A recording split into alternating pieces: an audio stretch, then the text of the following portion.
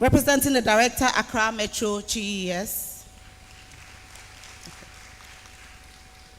We also have Mr. Azaria Ayariga, Director, Krowo.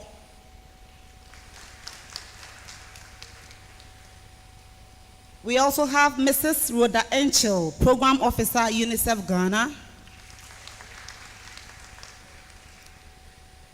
And then for the Director, SDA Unit, we have Mrs. Lydia Abrefi Insia. We also have Dr. Emefa Ansa, Synod Ghana. Thank you. We also have Madam Adiza Tasa, Director, Early Childhood Ghana Education Service. We also have Madam Judith Amwatin Eni, Director, Ayawaso West. And then we have Mr. Larry George Boche, the board member of Hands of Gold Foundation.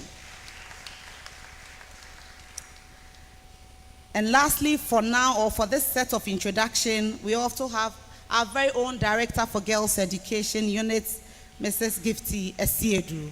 A round of applause. Thank you so much. We will acknowledge the rest as and when I get the list. And so to officially open this event, we are joined by a respected leader whose profile reflects both expertise and deep commitment to excellence.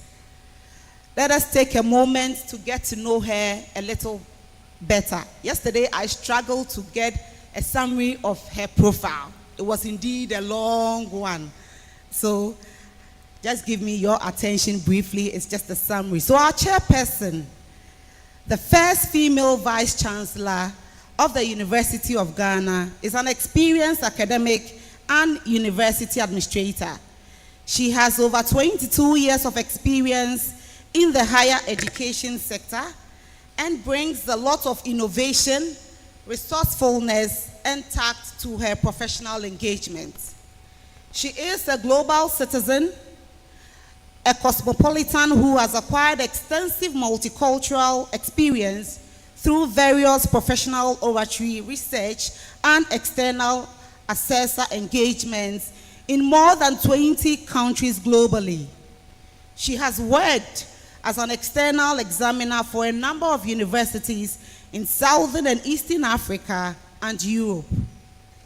Driven by her passion for mentoring, particularly younger professional women, she has organized and facilitated several capacity building training programs in both public and private sector higher education institutions and organizations. She has served as a consultant trainer for the Nursing and Midwifery Council of Ghana and an advisory board member of UNFPA supported programs. Our chairperson is an award-winning academician. She was awarded by the GUBA, that's Grow, Unite, Build Africa, Nanaya Asantwa Woman of Enlightenment, for her resilience and work in academia in 2021. In 2023, she won the Great Africa Ghana Woman of the Year Excellence in Education. She was honored by the Head of State's award scheme and also awarded the Legacy and Guardia States Award. As Vice Chancellor, our chairperson is driven by two key notions: technology as an enabler and a devotion to human welfare. In all the operations of the university, as an educate for girls' education, she has created knowledge, built confidence, and broken down barriers to opportunities. She is also a positive example to girls and women, demonstrating excellence in education, leadership, and gender empowerment. Clearly, distinguished guests, we are in excellent hands this morning, with a profile that speaks volumes and a legacy of leadership that inspires many, it is my greatest pleasure to invite to the podium our chairperson, Professor Nana Aba Apia Amfo. Let's give her a warm round of applause. Do it better for our chairperson. Chair, your audience.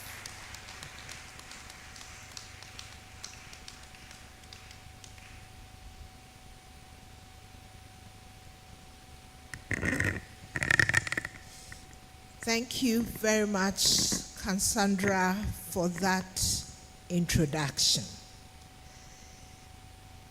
The Deputy Director General of GES, Professor Smile GC, the Director for the Center for Gender Studies and Advocacy, Professor Deborah Atobra, Director Girls Education Unit, GES, Madam Gifty Asiedu, and all the directors that we have present here.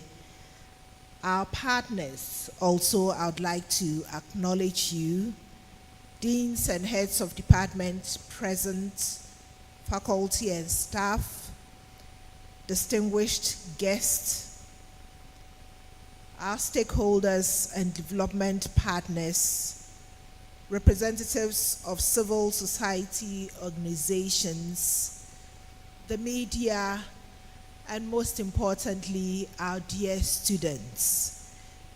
Good morning to you all. Oh, you haven't had breakfast yet. Good morning. Okay, that's better and encouraging. I'm excited to see you all, and I hope you are also excited to be part of this program. I wish you all a very warm welcome to this great university and to this great hall. I'm deeply honored to serve as a chairperson for this significant event, the launch of phase 2 of the Africa Educates Here, AEH campaign in Ghana. I extend my warmest welcome to the Deputy Director General and all the leaders from the GES and the ministry that we have here. And I need to commend your leadership and commitment to empowering Ghana's future through education. I'm told that our keynote speaker will join us very soon. But while she is on her way, I also need to commend her remarkable achievements in the STEM field, which is an inspiration to all of us, especially young girls. Ladies and gentlemen, permit me to express my gratitude to the Ghana Education Service and its Girls Education Unit for spearheading the Africa Educates Here initiative here in Ghana, along with the support of all their strategic partners, which includes my dear colleague, Professor Deborah Atobra, and a team at the Center for Gender Studies and Advocacy here at the University of Ghana. We acknowledge you all for your support and dedication to promoting gender equity in the country's pre-tertiary education sector.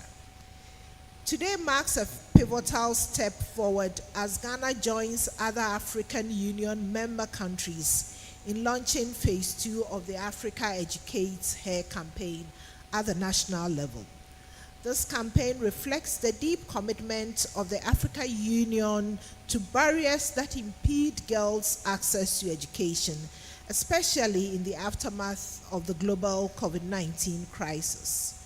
The continental theme, Keep Girls in School, Empower Their Futures, underscore the urgent need for affirmative policies and collaborative efforts to ensure learning recovery strategies for girls and young women. In Ghana, we embrace this call under the tailored theme, Unlocking Girls' Potential, STEM Education, and Beyond. We stand united in our mission to enable every Ghanaian girl to reach her full potential, not only by staying in school, but by thriving in STEM fields and other areas that prepare them for tomorrow's challenges. Ghana has been an active participant in the Africa Educates Her campaign from its inception, following the global breakout of the COVID-19 pandemic in the year 2020. The government of Ghana, through the Ministry of Education and the Ghana Education Service, rolled out the Back to School Advocacy campaign, which galvanized various innovative interventions to ensure the safe return of Ghanaian school children, including girls, to the classroom in the midst of the pandemic. The Back to School Advocacy campaign, which again had the Girls Education Unit of GES playing a leadership role, signified Ghana's successful involvement in phase 1 of the Africa Educates Her campaign, which has then paved the way for the launch of phase 2, focusing on consolidating the gains beyond the COVID-19 era. Ladies and gentlemen, dear students, last year during the AU Pan-African Conference on Girls and Women's Education held at Addis Ababa, Ethiopia, Ghana's delegation, made up of representatives from the Ministry of Education, the Ghana Education Service, and some selected girls' senior high schools, made a bold statement to sustain the momentum of Africa Educates Her campaign. However, the government's commitment to immediately launch phase 2 of the AEH campaign was compromised by the electioneering calendar. As such, many AU member countries, including Uganda, Mozambique, Cote d'Ivoire, Chad, Malawi, Togo, Seychelles, Burundi, Senegal, Eswatini, and the Central African Republic, took the lead in launching theirs last year. Today, we as a country have gathered in this great hall to launch the phase 2 of the Africa Educates Her campaign and to renew our national commitment to investing in girls' education as a transformative force, one that equips our daughters with the tools they need to become visionary leaders, innovators, and agents of change. This launch of the AEH campaign is a collaborative effort spearheaded by the GES and its Girls Education Unit under the auspices of the Ministry of Education. This initiative is designed to mobilize multi-sectorial partnerships, bringing together stakeholders from various sectors, including government, civil society, academia, the development community, and the private sector, to continuously create an enabling environment for girls to thrive in education. That is why you see that all these sectors are represented here this morning. The approaches for this campaign will involve advocacy, research, capacity building, and sensitization. In the evolving digital age, STEM education stands as a beacon of opportunity. We must encourage our girls to venture into areas underrepresented by women: science, technology, engineering, and mathematics. These fields open doors to countless possibilities and enable us to contribute meaningfully in this ever-evolving 21st century job market. On this front, on behalf of management, I wish to reaffirm the commitment of University of Ghana through our Center for Gender Studies and Advocacy to this campaign to ensure that girls, regardless of their background or location, have access to quality education and the resources needed to excel. SAGENSA will continue to be a strategic partner, providing technical expertise and research to foster gender equity and inclusion in education. Our commitment in itself is premised on research, which indicates that educating girls leads to numerous socioeconomic benefits, including improved health outcomes, increased economic productivity, and enhanced community development. We, however, also acknowledge that COVID-19 exacerbated existing inequalities, which pushed some girls out of school and threatened their futures. The African Union's commitment to girls' education, as was articulated in the 2024 Ethiopia Conference, underscores the urgent need for affirmative policies and programs that address these challenges. It is in this vein that the AEH campaign aligns with the Continental Agenda 2063 framework and the Global Sustainable Development Goal 4, which aims to ensure inclusive and equitable quality education for all.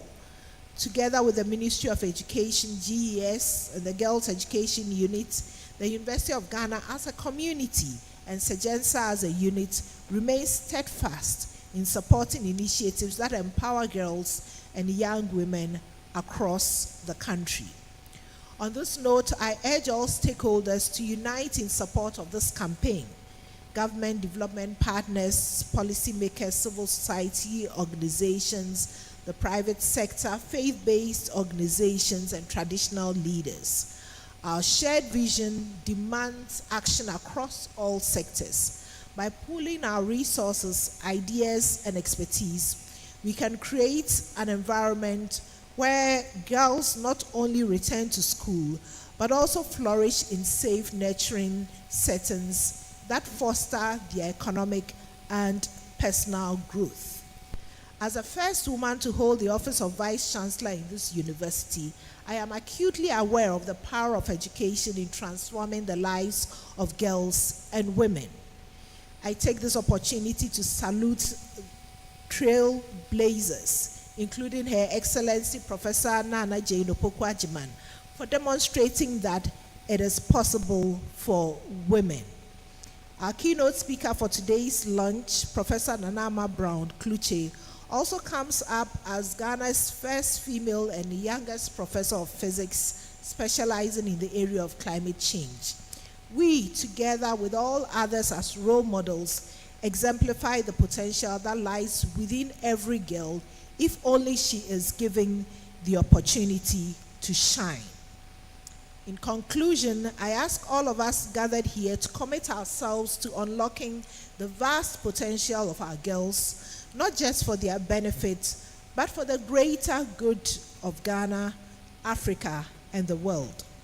To all the students here today, particularly the girls, you are the reason we gather. Your dreams, aspirations, and determination fuel our efforts. We must therefore know that education is not just a privilege, it is your right. Embrace it and let it transform your future. I thank everyone present for your dedication to this cause. Let us stand united in ensuring that every Ghanaian girl stays in school, excels, and leads with confidence into the future. Together, we can achieve the extraordinary. On this note, I humbly accept to chair today's event. Thank you.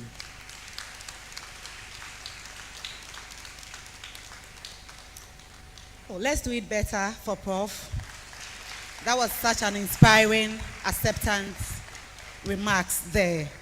So let us all come together to ensure that our girls stay in school. Thank you so much for those reassuring words, Professor Amfo. Before we proceed, let me also acknowledge the presence of Dr. Elysia Ameya Obunya, who is the Director of Public Affairs Directorate, University of Ghana. And, I see my Director, Administration, Mrs. Justina Jaba. Welcome, Ghana Education Service. We also have here all girls education officers in the Greater Accra region. Yeah. And the schools represented here today, we have Presec, Accra Girls. Please, if I mention your school, just give me a wave. Let me see that you are there. Presec. Oh, the guys, are you not showing anything? I mean, say something. Yeah. Good. Right. Accra Girls. St. Mary's Girls. We also have University Basic School. Good. A round of applause for University Basic Schools. So this is their domain, their territory. So you see. And then we have applied technology. Labaoleshi Presby. Yeah, means that the junior high students are active. And then we also have University Staff Village. Yeah. I like the junior high vibes. And then lastly, we have Tete Oklu School for the Deaf. Thank you so much for coming. And for our partners, we have Madame Anna Plant Ghana. Thank you for coming. We also have Mr. Martin Kunye Comfort. Oh, okay, all right. Thank you so much for coming. And then we have Madame Brew Ward, Sabre Education. Madame Maggie, welcome. We also have Aisha Ado, Power to Girls. Aisha Ado, Power to Girls. All right. And then finally on my list for this batch of introduction, I have Marjorie Taki, the Gessi Coordinator, TTEL Ghana. Where is Marge? Oh, okay. Beautiful Marge. And I know if Marge is here, then my dearest Miss Dinah Minter, TTEL is also here. A round of applause for her as well. Thank you so much, all of you, for joining us mark this launch.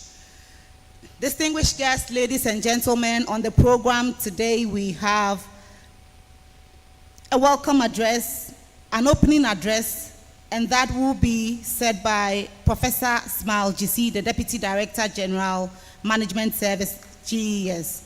A round of applause for her.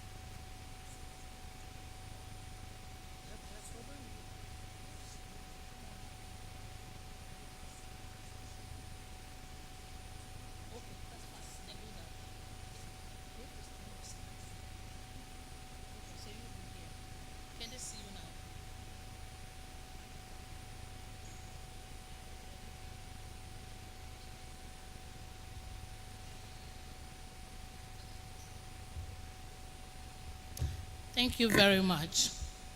We just want to make sure that our friends are really part of today's program. The chairperson of this August function, our great role model, I should say our greatest role model, Professor Nana Abba Ampia Amfo, the Vice Chancellor of University of Ghana. Distinguished ladies and gentlemen, please permit me to stand on the existing protocol already beautifully established to address this gathering. Am I permitted? Thank you very much. Good morning, everyone. It's my profound honor to deliver this opening address on behalf of the Honorable Minister of Education, Honorable Haruna Idrisu, at this historic launch of Phase 2 of the Africa Educate Her campaign. I just pray that my tiny feet will be able to fit into his big shoes. Special greetings also from my Director General of Ghana Education Service, Professor Ernest Kofi Davis, from the Chief Director, from the whole of Ministry of Education and GES. We are having a very important, equally important, this is also important retreat at Sunyani. We are just at the middle of it, and the minister and all the big people are supposed to do presentation today. So they are with you in the spirit. They really appreciate the great job you are all doing, and I convey their sincere greetings to you at this important function. And we are very grateful to the Vice Chancellor for hosting us and being here in person to grace this important function. Thank you very much. Today, we gather not just to inaugurate a campaign, but to reaffirm our collective commitment to securing the educational rights of every African girl, especially those in emergencies, hard-to-reach communities, and marginalized circumstances. Prof. Chair, the AEH campaign emerged in response to the devastating disruptions COVID-19 visited on education systems across Africa. Phase 1, that's from 2020 to 2023, was a clarion call to mitigate learning losses, particularly for girls who face disproportionate risk, including child marriage, teenage pregnancy, and forced dropouts. Ghana, alongside other AU member states, championed the Phase 1 by undertaking various interventions, mainly implementing gender-responsive school reopening policies, such as the Back to School Advocacy Campaign, spearheaded by Ghana Education Service, mobilizing communities to reintegrate out-of-school girls, and leveraging partnerships to provide remote learning tools. While significant progress was made, the pandemic exposed systematic gaps in our abilities to safeguard education during crisis. This brings us to Phase 2. That's why we are here. And Phase 2 is a bolder and more strategic intervention. Prof. Chair, distinguished ladies and gentlemen, Phase 2, 2023 to 2025, transcends COVID-19 recovery. It addresses Africans' enduring challenges, conflict, climate disasters, poverty, and gender norms that exclude girls from classrooms. The campaign's 5 key thematic pillars include policy advocacy, research and data communication, partnerships, and capacity building. These thematic pillars are also along 3 major issues. The first one being close policy loopholes, such as laws supporting pregnant girls' re-entry, very important, strengthening data systems to track girls' education in emergency, mobilize multi-sectorial alliances between governments, NGOs, development partners, academia, media, traditional and religious leaders. Prof. Chair, for us as a country, this launch is a pledge to escalate action. With 1.3 million children out of school, half of them big girls, we cannot afford complacency. The issue is real. Aligned with the Continental Education Strategy for Africa of the African Union, Ghana's education sector will prioritize various actions.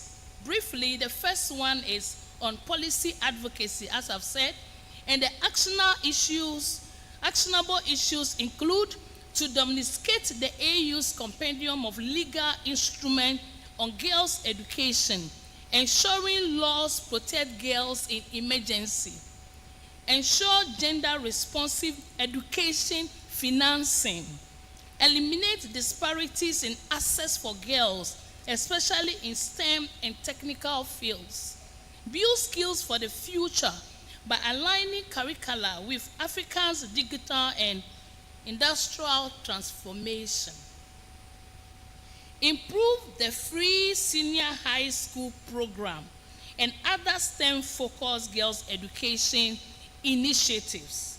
The second one is grassroots mobilization.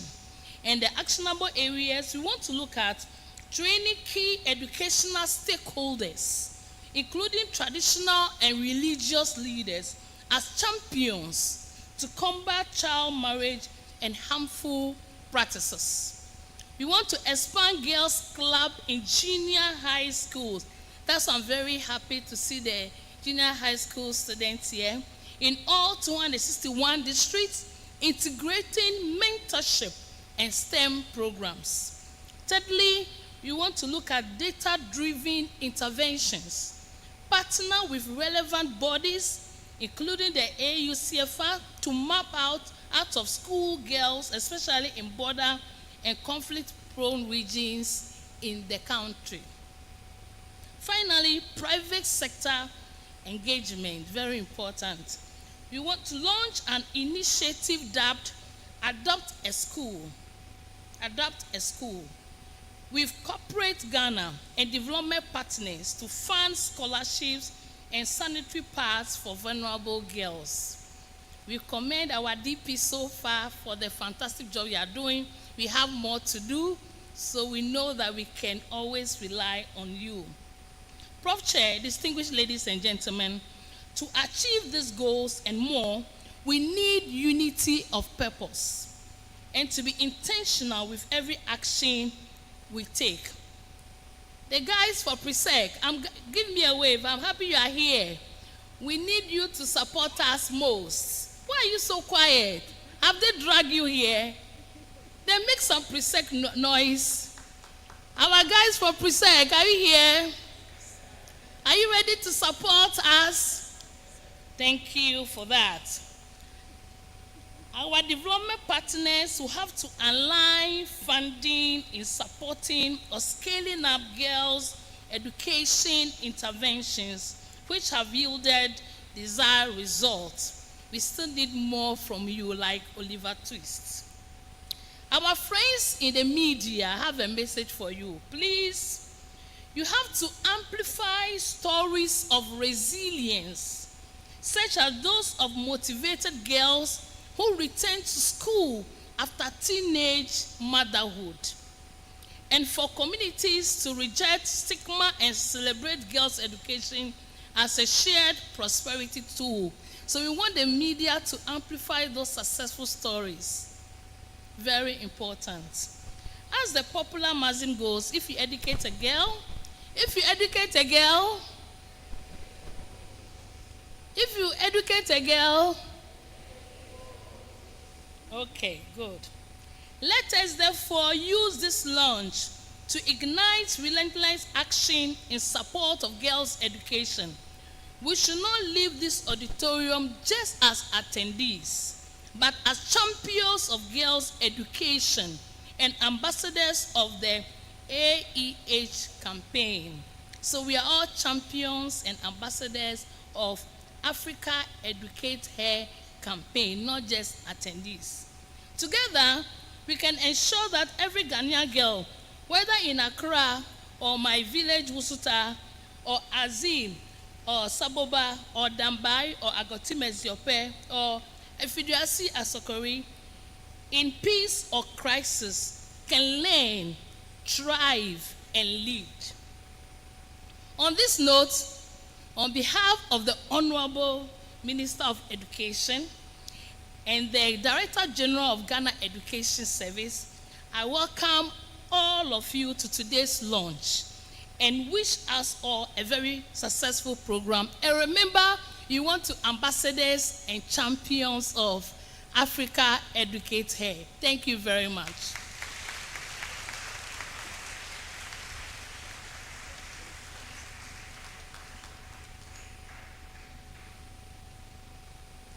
Thank you so much, Professor GC, for that overview of AEH and the purpose of the launch. And so if you are here and you really didn't know why you came in, now you know.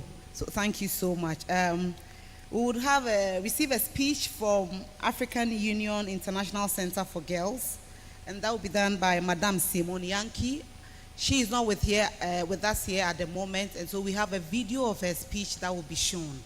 So if our technical team is ready, they can play the video now.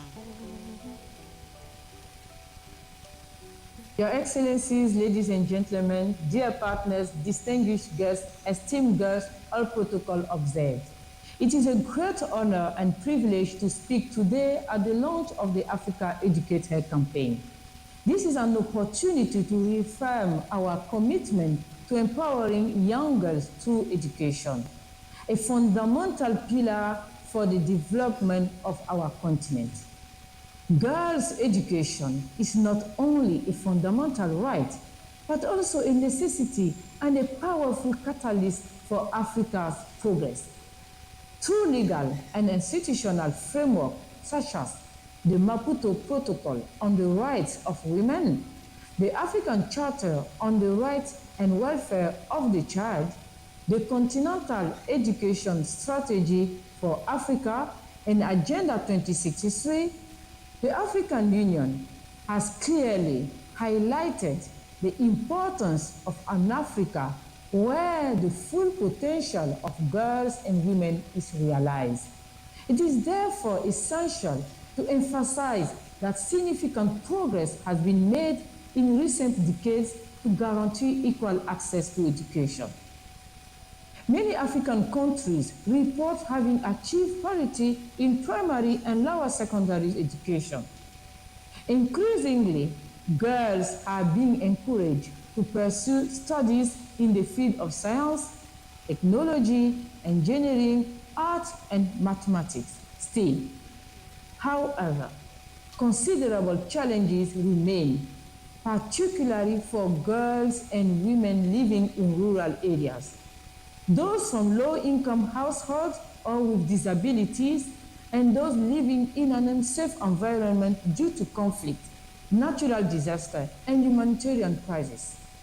The COVID-19 pandemic, which led to the closure of schools and universities, has had repercussions both socially and economically, accentuating these inequalities. Ladies and gentlemen, it is in cognizance of this fact that the AU Commission's Department of Education, Science, Technology and Innovation, also known as ESTI, through its technical and specialized office, the African Union CFA launched the Africa Educate Her campaign on September 11, 2020. It is a call to action for African Union member states, educators, young people, development partners, and civil society organizations to take concrete steps to bring back and keep girls in school, and to ensure continued learning even in emergency situations. The objective of this continental campaign initiative are therefore two. One, facilitate the retention and reintegration of out-of-school girls, whatever the reason for dropping out. Two, strengthen national and local policies to create an environment conducive to girls' education. Three, mobilize development partners and communities to become active supporters of girls' education, ensuring safe and inclusive educational pathways. Four, encourage the development of education systems that are sufficiently resilient to withstand all types of crises and ensure continuing learning. I can't talk about the campaign without mentioning the first Pan-African Conference on Girls and Women Education in Africa, commonly known as AU Pan Project 1, held in Addis Ababa last July.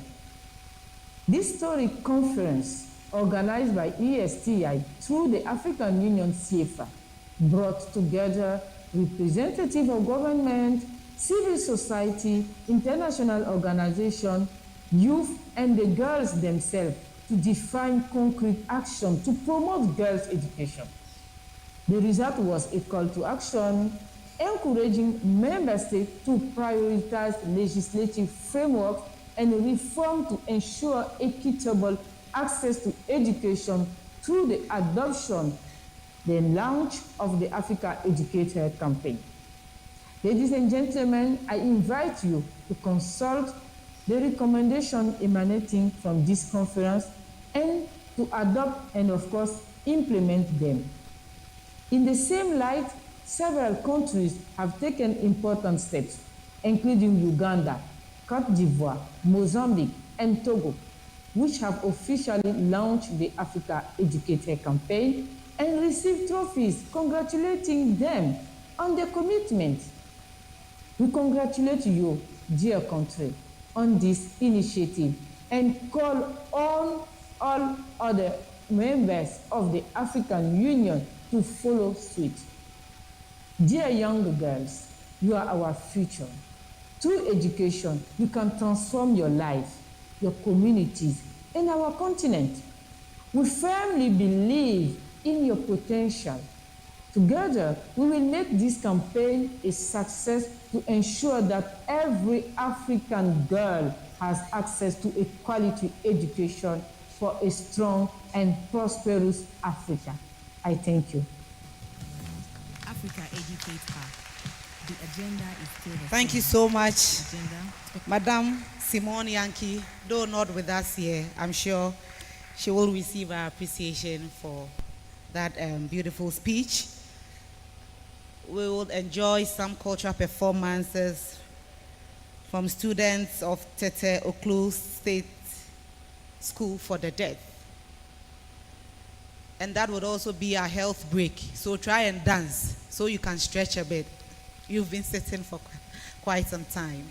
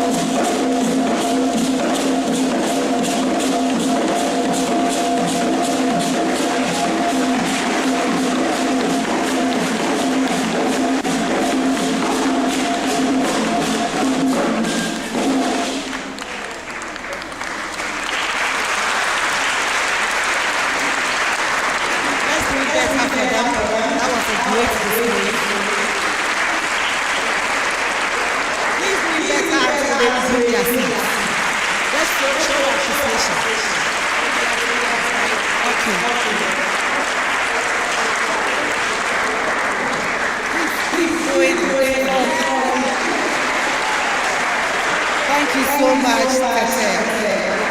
Stay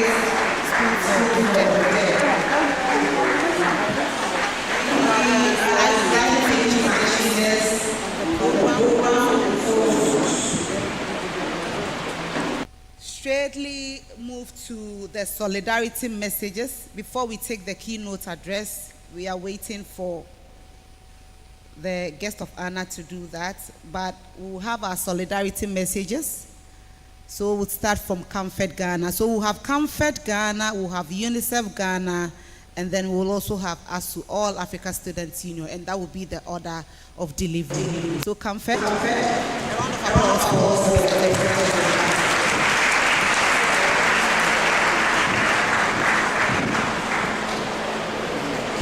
Good morning, ladies and gentlemen. Chair, kindly permits me to stand and establish protocols to give the solidarity I represent the entire activity of Comfort. Comfort, many of us are hearing first time, we are consulting services and solutions that spread our contacts across the continent, and we are transported to the UK. Some of our offices in Canada have recently opened another office in Switzerland. It's great to share this brief background so that we are a bit familiar with the entire group that is here.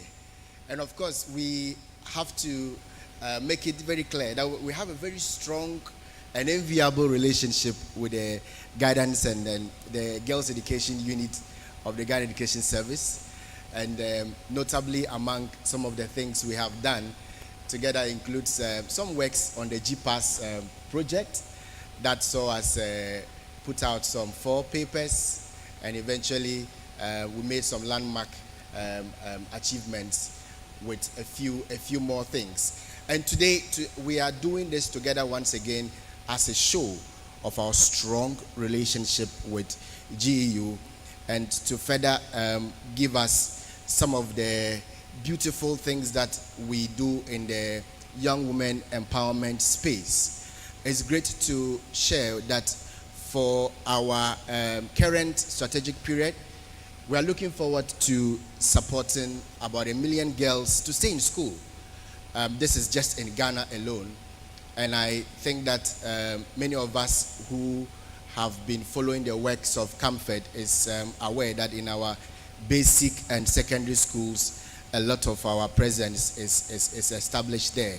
So in about our 83 partner senior high schools we are in Ghana, we're looking forward to just this academic year. We are doing 33,000 girls with educational support across 12 regions in Ghana.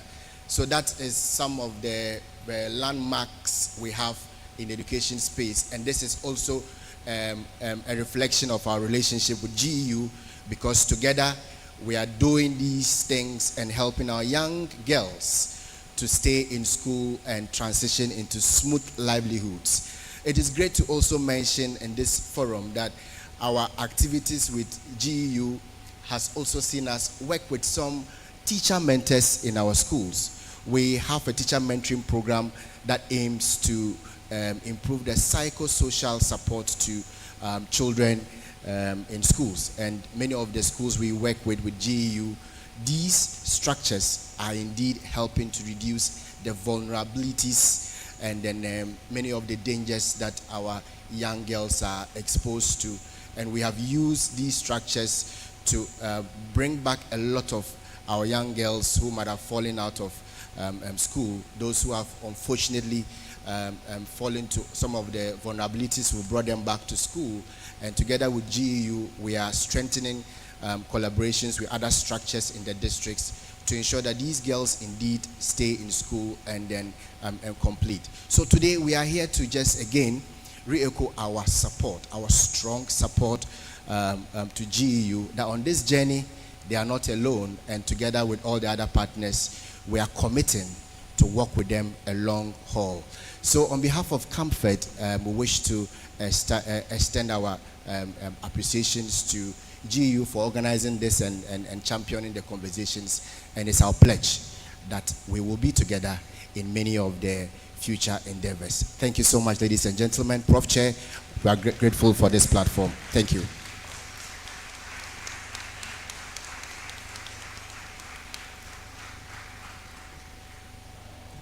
Good morning.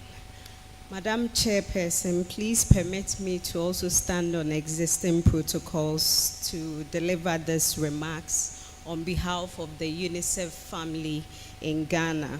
But before I do that, I'd like to do a very simple quiz to our students here. And it's coming with a prize. So whoever gets it will get a UNICEF branded notebook. And the question is, what does UNICEF stand for? What's the full meaning of UNICEF?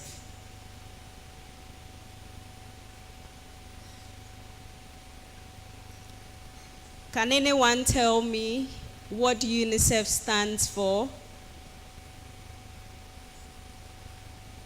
Okay, I see a hand. Okay, let me give it to my girl here first. Yes.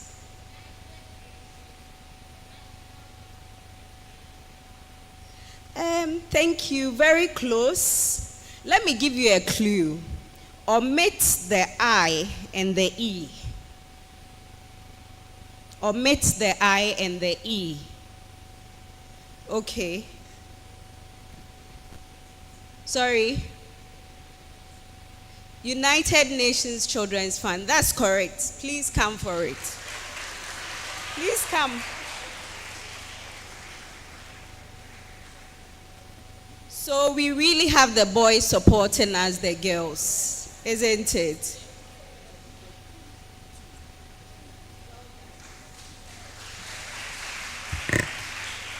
So UNICEF, as he rightly mentioned, stands for United Nations Children's Fund. Yes, it's true that in the past, there was the I there, which is for international, and the E for emergency, because it was established after the World War II to support children and women in emergency areas. And we work not just in education, we work in health, areas of nutrition. We also work in areas of water, sanitation, and hygiene. Then we look at protection issues for children. We also have our social protection and inclusion team that looks at social services being available for children. So we work in the different sectors to make sure that at the end of the day, the child thrives. If he or she needs to feed well, it's also done, and then that child can stay in school and thrive. So that is just a bit of background about UNICEF, and that is why you see us here today, because issues of education is very much interested to us. UNICEF is very privileged to be part of this great initiative, the launch of Africa Educate Here. As a child rights champion, it's always a delight to be part of an event that impacts children, including both boys and girls, as well as children with disabilities. Why are we interested in Ghana? If you look at the Ghana's Population and Housing Census data report for 2021, it tells us that adolescent girls makes up approximately 21.6% of the female population. And that is why we are very keen on making investments in girls, using education as an entry point. Studies also tells us that each year of education for a girl, or investment in girls' education, also leads to 5% reduction in infant mortality. So if I talk about infant mortality, I'm talking about babies not dying, so that everybody understands. And then children also born to mothers who can read and write are also likely to live past the age of 5 years. So you understand why educating the girl is so much interested for us as UNICEF. Indeed, educating girls has short to medium to long-term benefits, including economic benefits, health benefits, and breaking the poverty cycle. Over the years, UNICEF has worked with the Ministry of Education and the Ghana Education Service to implement very critical initiatives that improves access, retention, completion, and transitioning to higher levels of education among girls. Among some of these initiatives include providing technical and financial support for development and operationalization of the guidelines on prevention of pregnancy among schoolgirls and facilitating their re-entry of young mothers into school after childbirth. We have also worked at the subnational level to ensure that teachers have the right pedagogies that responds to the critical needs of girls in the classroom. So for instance, when you talk about science and maths, these are the known male-dominated areas. But how will teachers be equipped to know that I need to teach girls in a particular way to help them to also boost their interest? This is something that UNICEF has been working with the Ghana Education Service to promote. Again, when there was COVID, and we had to encourage girls, especially the vulnerable girls who were pregnant or were young mothers, to go back to school. There was the Back to School campaign. We again partnered with the Ghana Education Service to do so. Today, issues of school-based violence are also critical, and it's really affecting some children to stay in school. So issues on Safe Schools initiative is also big on the agenda for UNICEF, and we've been doing this with the government over the years. Right age enrollment campaign drives are also very crucial. Children need to start school at the right age. If you don't get them into school at the right age, then the tendency for them to drop out is very high. So it's also an agenda that is very high on our plates. Friends, in spite of all these investments, I think you agree with me that we still have a lot more to do within the space for girls. As UNICEF, we will continue to remain committed to work with state and non-state actors, including academia, to ensure that girls stay in school, they complete their basic education, transition to higher levels of education, and we'll also get the icing on the cake when they offer STEM-related programs. This will also ensure that collectively we are contributing to the achievement of the Sustainable Development Goals. So together, let's make investments in girls' education, including those with disability. Because like the way the AU rep put it, if we do that, it will change the lives of the girls, their communities within which they live in, the countries they find themselves, and the African continent as a whole. So for every child, we need to give a fair chance to education. Thank you.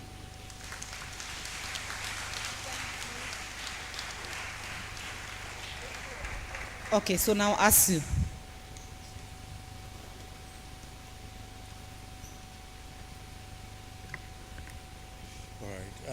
Hello.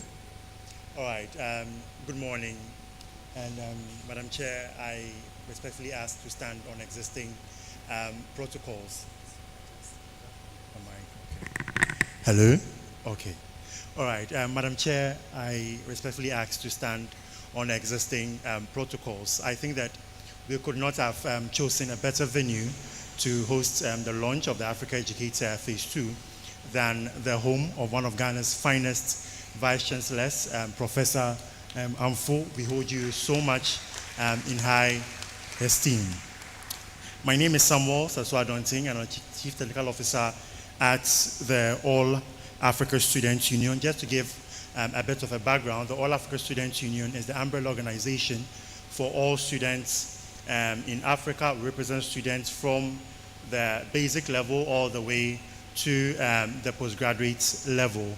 Our work cuts across the areas of education and students' rights, capacity building, environment and climate action, migration and mobility, as well as democracy and good governance. So essentially, we are happy to be a part of this conversation to represent the student perspectives. Particularly, I would want to say a very big thank you to Madam Gifty Asiedu, who, when she heard about the All Africa Students Union, she was very receptive of us, and she was willing to engage the student perspective in all this conversation. So please help me put a round of applause to her.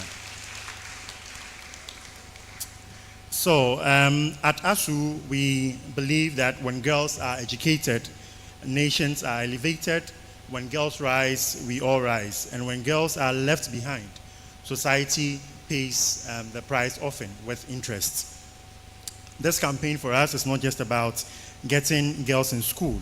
It's about keeping them there. It's about helping them thrive and making sure that they leave with more than just a certificate, that they leave with confidence, competence, and the power to change their world. Let me say this clearly, that no girl should ever have to trade her classroom for a kitchen, a chalkboard for a chore, a textbook for a task that keeps her dreams on hold. Education, as Professor Amfo did indicate, it's a right and not a privilege. It shouldn't be a favor either. And ASU will continue to raise its voice across the continent until every girl knows that she belongs in the classroom.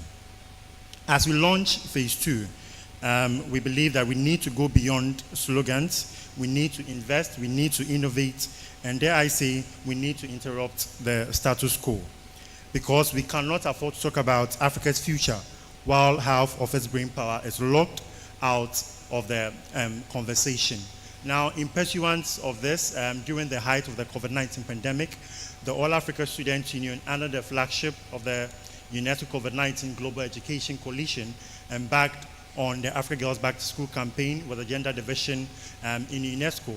And in that effort, we trained about 60 to 70 youth and student activists across the continent to embark on campaigns directly engaging policymakers and education leaders in their countries to ask that girls' education are not cut short, but they are continued, whether it being in person or online, to ensure that it continues during the COVID period, and that post the pandemic, girls' education are not cut short. And I'm proud to share that, for example, in countries like Uganda and Kenya, there were girls who could not have continued their education because of pregnancy. But thankfully, upon engaging with education leaders in those countries, we're able to get them back into school. And today, the campaign is still continuing, now under the name of the Keep a Girl in School campaign, which continues to deliver on the promise to ensure that, for example, issues like girls' menstrual hygiene are addressed, and others that sometimes becomes a barrier from effectively participating in classroom learning. Now, for this campaign, we are excited to partner with you to amplify the object of the campaign and to ensure that the next phase is not only impactful, but also unforgettable in achieving its mandate. I say thank you, and I say let's keep pushing, because Africa can't afford to lose any more of her daughters to silence, stigma, or systems that are overdue of a rewrite. And remember, when girls go to school, the whole continent graduates. Thank you.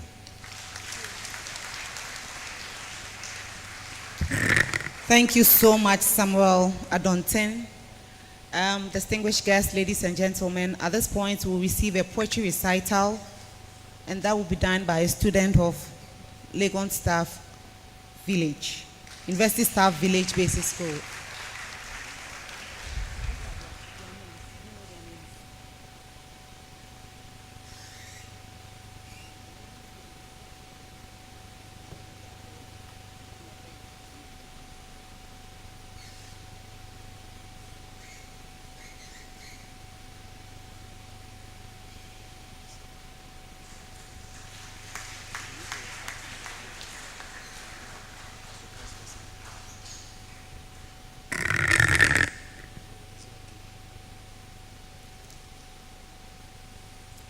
Africa, here I hail. Africa, hail me. Africa, educate me. Africa, empower me. I just don't end in pot and pan. Far from me, you have a woman.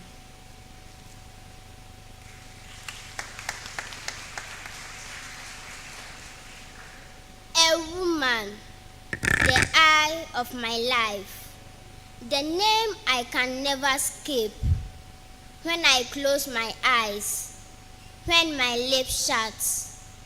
Woman, a name that strengthens me when sick, a name that covers me when cold, a name that shelters me from trouble wind, a name that satisfies me when hungry. Woman, a name that gives me joy when sad, a name that comforts me when down, a name that bore me for 9 months, in pain, discomfort, and danger.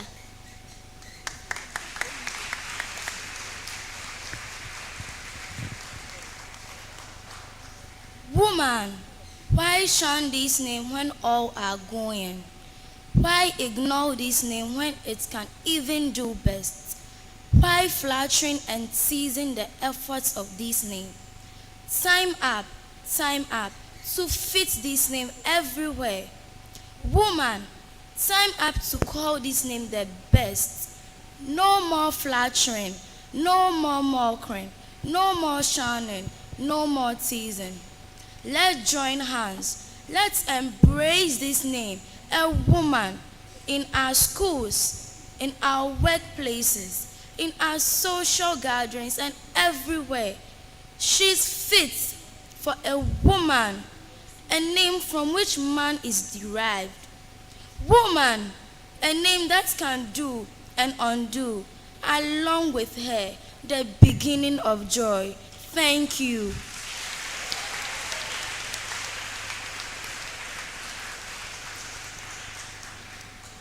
This poem was written by Mr. Justice Ronipa, the culture coordinator for Ayawaso West. Thank you.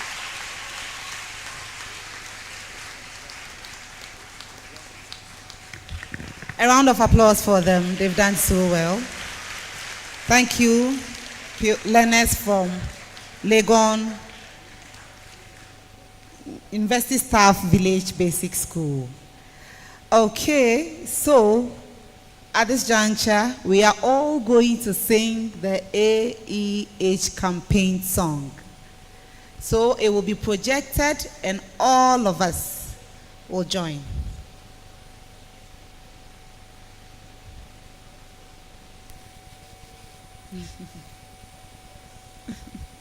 All of us. I have the girls coordinators around, so they would help.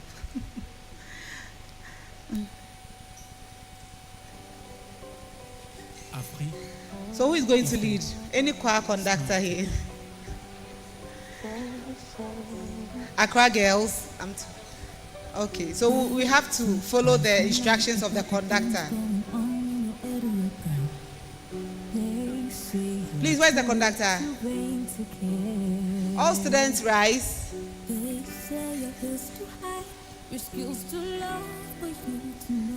Sir, please, let us see you so that we'll follow your instructions. The microphone, okay. But who is this Please, African?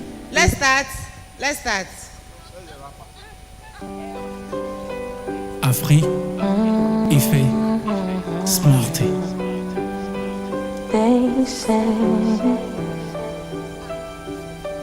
They say close your mouth about the things going on in your area, girl.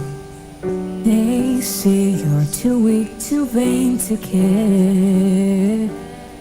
They say your heels too high, your skills too low for you to know. Yeah, well, that's just what they say. But who is this African girl? Yeah. Who is this Ugandan girl? Tell me, who is this night?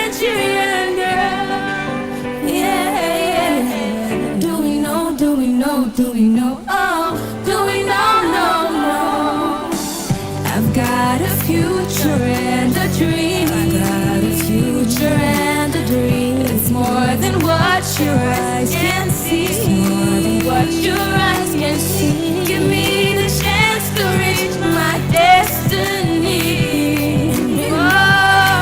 More, 'cause I know I am this African girl. Oh yes, I am this Ugandan girl. Oh now I am this African girl. Yeah, now you know, now you know, now you know. So now you know, now you know.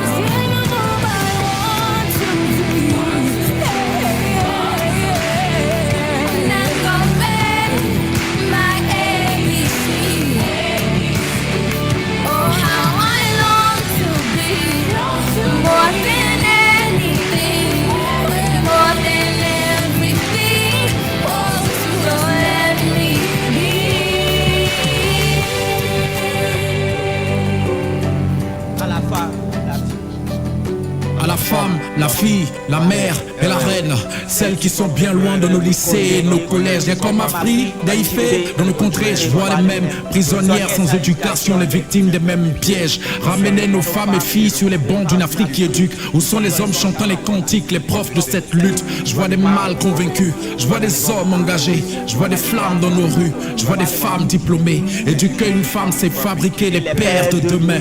Éduquer une fille, c'est éviter des drames sans fin. L'agenda n'a pas changé, ça reste le verse 63. Pour toutes les filles de ce monde, faut y mettre toute notre foi.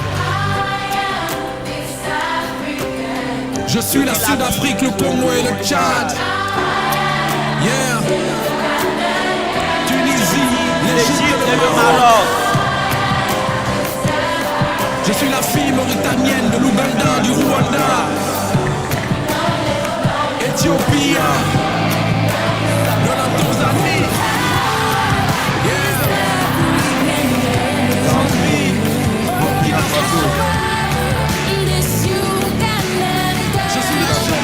De la Côte d'Ivoire,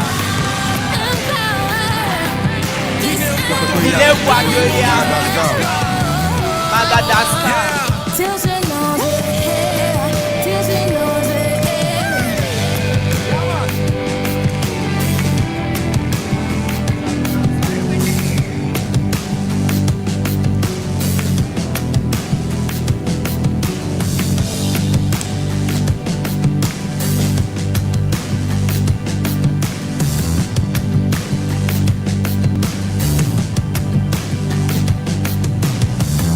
Africa educates her.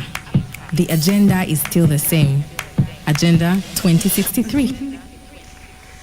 Wow, wow, that's a very beautiful campaign song. But we are not done yet. I'm still searching for one person who can sing everything, including the rap, for a special gift. Just one person. If you believe in yourself, if you think you can sing and rap, come for the microphone, sing, and let me dash you some gifts. Yeah. Please give. Oh, okay, 2. No, if we need 2, I mean, so 1 then. All right, 2. Okay, 2. Yeah, so come. I hope you have your microphones.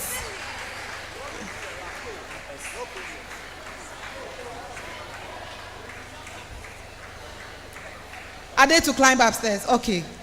Upstage. So we can project. Okay. Okay. Are you all from one school? Are you all from one school? Different schools. So how will you share my small gift? Yes. So let me know the schools you are representing. I'm representing La Balaishi Presby 1. La Balaishi Presby 1, yes? University Basic School. Yes. And then how about my lady? University Basic School. Great. Are you also singing? From which school? University Star Village. Okay, so we have 3 schools: Labaoleshi University Basic School, and then the Star Village as well. So, director girls, please give to me munyedu na schools now they are 3. Please. All right. So starting from University Basic School.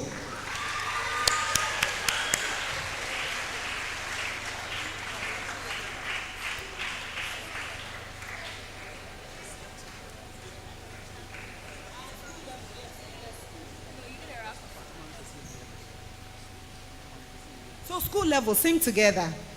But you are from one school, right? Good. Afri, Ife, Smarty. They say close your mouth about the things going on in your area, girl. They say you're too weak, too vain to care. They say your heels too high, your skills too low for you to know. But that's just what they say. But who is this African girl?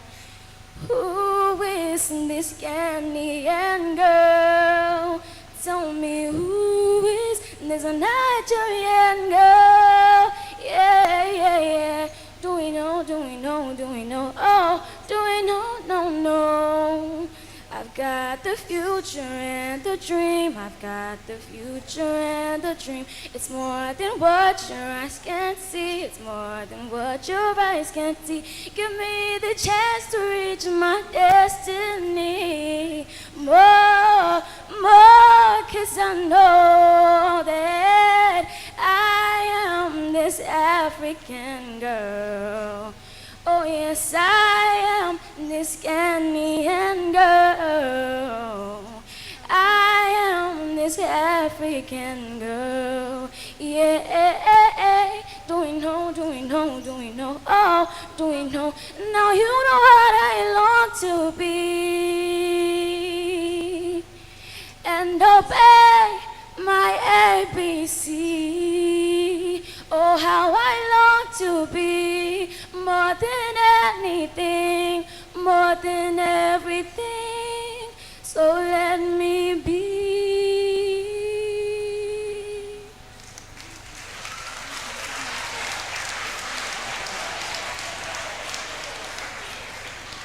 À la femme, la fille, la mère, R1.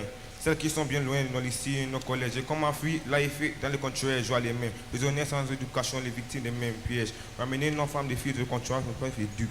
Ils sont les hommes chantant le cantique, les pauvres de cette lutte. Joie les morts convaincus, joie les hommes engagés, joie les femmes de rue, joie les femmes diplômées. Éduquer ces femmes de fabriquer les pères de demain. Éduquer ces filles éviter de drames dans enfers. La jeunesse n'a pas changé, ça va des 20 sans toi. Pour toutes les filles de ce monde, il faut y mettre toute notre foi. I am this African girl. Je suis la fille d'Afrique, le Congo et le Tchad. Yes, I am this Ghanaian girl. Tunisie, l'Égypte, le Maroc. Yes, I am this African Je suis la fille de girl.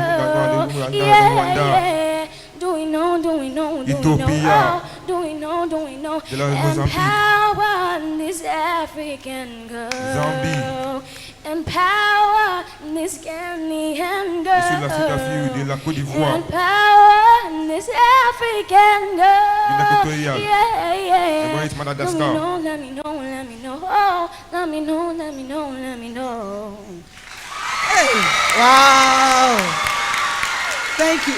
Don't go yet, but you can go to the other side. Yes, wait for me.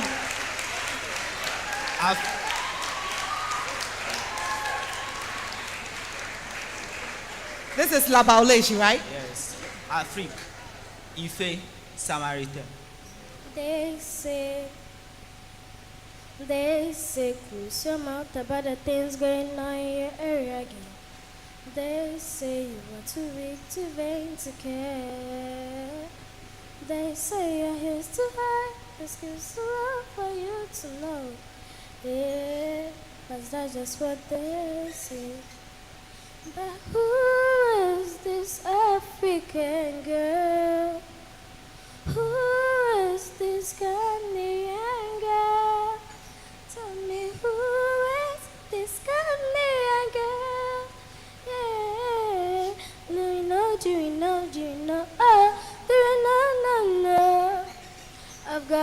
future and a dream. It's more than what your eyes can see.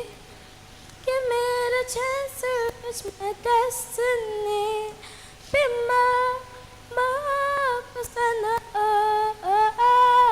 I am this African girl.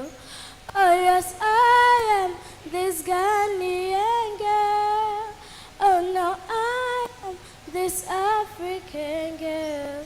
Yeah, now you know, so now you know. Explain about I want to, 1, 2, 3, want to be, and I obey my ABC. Oh, how I like to be more than anything, way more than everything. Won't you just let me be? À la femme, la fille, la mère et la reine, celles qui sont loin de nos lycées et collèges et comme Afrique, j'y fais rencontrer, je vois les mêmes prisonniers sans éducation, les victimes de mêmes pièges. Ramener nos filles et femmes sur les bancs d'une Afrique édue. Où sont les hommes chantant les cantiques, les preuves de cette lutte? Je vois le mal convaincu. Je vois les hommes engagés. Je vois les flammes dans nos rues. Je vois les femmes diplômées. Éduquer une femme, c'est de fabriquer les pères de demain. Éduquer une fille, c'est d'éviter les trames sans fin. L'agenda n'a pas changé. Il reste le 2063. Pour toutes les filles de ce monde, il faut y mettre toute sa foi. I am this African. Je suis la fille d'Afrique, le Congo et le Tchad. I am this Ghanaian. Tunisie, l'Égypte et le Maroc. I am this African. Je suis la seule fille de la Côte d'Ivoire. Let me know. Zambie, yeah. Let me know. Guinée équatoriale. Du Ghana. Madagascar. Empower this Ghanaian girl. Empower this African girl. That's loaded. Well done. Wait for me, and then our last group.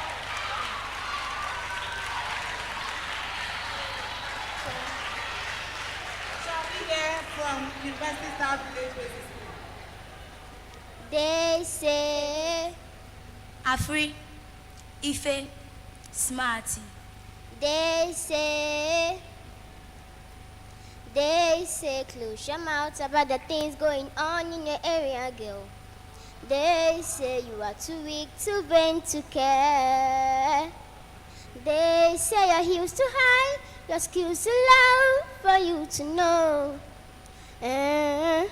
But that is what they say. But who is this African girl? Who is this new Ghanaian girl? Tell me, who is this Nigerian girl? Yeah. Do you know? Oh, do you know? No. I've got a future and a dream. It's more than what your eyes can see. Give me the chance to reach my destiny. More, 'cause I know I am this African girl. I am this new Ghanaian girl. Oh no, I am this African girl. Now you know, so now you know what I want to be. Yeah. I want to obey my ABC. Oh, how I long to be. Obey anything, be more than everything. So let me be. À la la femme, la fille, la mère, à la helle, celle qui s'opère, nous décès, nos golets, comme un fruit, d'aïfé, nos complexes, je les mêmes. Prisonniers, sans se regard, je suis everything des mêmes pièges. Ramène nos femmes, c'est fou, c'est la banque, la flic, c'est les hommes, je ne le comme c'est la pauvre, c'est l'autre. You are the man conflict you, you are the zone mongashi, you are the flamme lulu her, you are the femme diplômée, éduquée, femme c'est pas pour que la paix de demain. Éduquer, film, c'est de try, so fait. La zone de la personne, c'est une photo try. I am this African girl. The Congo and the Chad. I am this new Ghanaian girl. Tunisia, Egypt and the Morocco. I am this African girl. The Sri Lanka, the Uganda, the Rwanda. Let me know, let me know, let Ethiopia. me know. Let me know, let me know. Empower this African girl. Empower this new Ghanaian girl. Empower this African girl.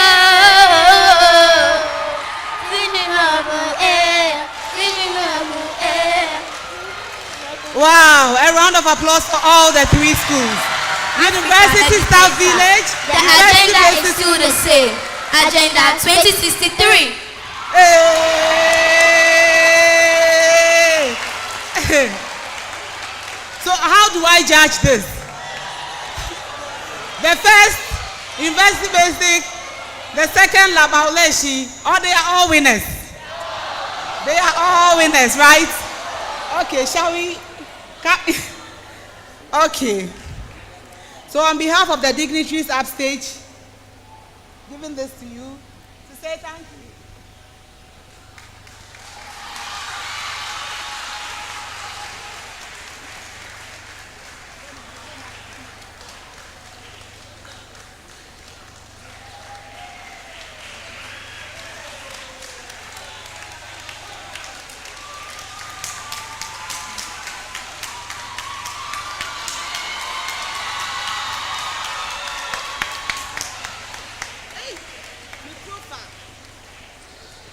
Okay, we have all right, so we have books from UNICEF for you as well. So come for it. Quick. One for each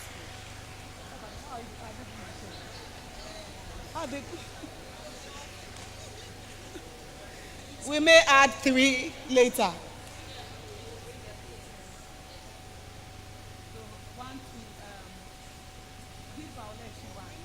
So we'll bring extra 3 to cover for the others. So a round of applause for them.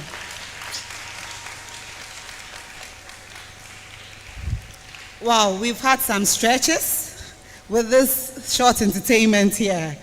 Distinguished guests, ladies and gentlemen. Wow. Wait here, many room. You may have to come back because Professor Amfo has some chocolates for you. Come. Come back for the chocolates. Fast.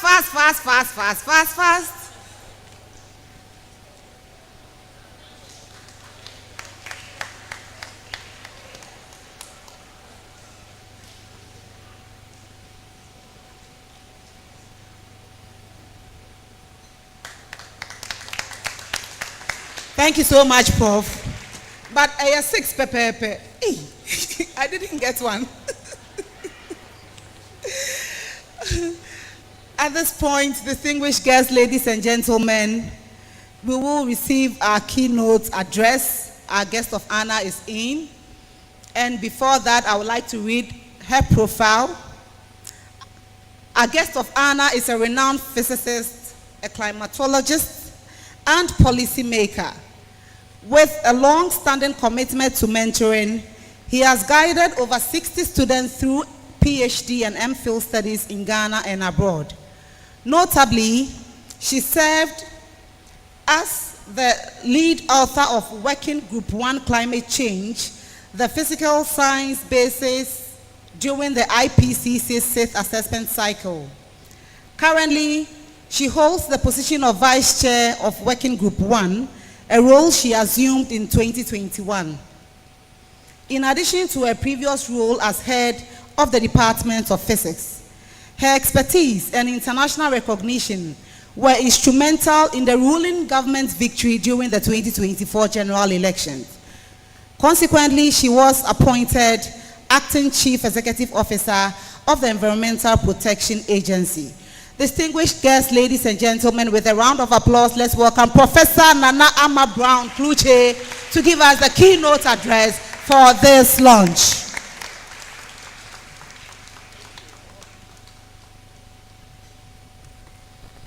Thank you, MC. Madam Professor Chairman, distinguished representative from the African Union and the AUCIEFFA, government officials, development partners, representatives from the Ghana Education Service, colleagues from academia, University of Ghana and other universities, civil society organizations, dear students, ladies and gentlemen, good morning, still morning. It's an honor to stand before you on this day as we launch a very important campaign that is Africa Educates Her, the phase 2.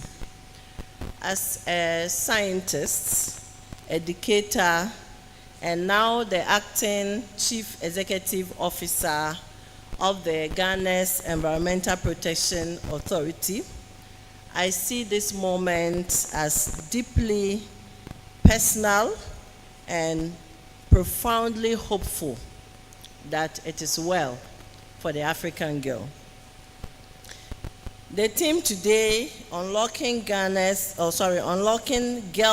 potential, STEM and beyond, reflects not just a rally cry that a blueprint for Africa's transformation is needed.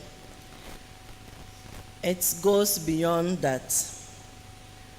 As someone who rose from a village which is not even seen on the map of Ghana, Nyamfeku Ekrofo, in the central region, through different classrooms, risen to be the vice chair of the Working Group 1 of the United Nations platform, the Intergovernmental Panel on Climate Change, should give all of us hope that it doesn't matter where you come from.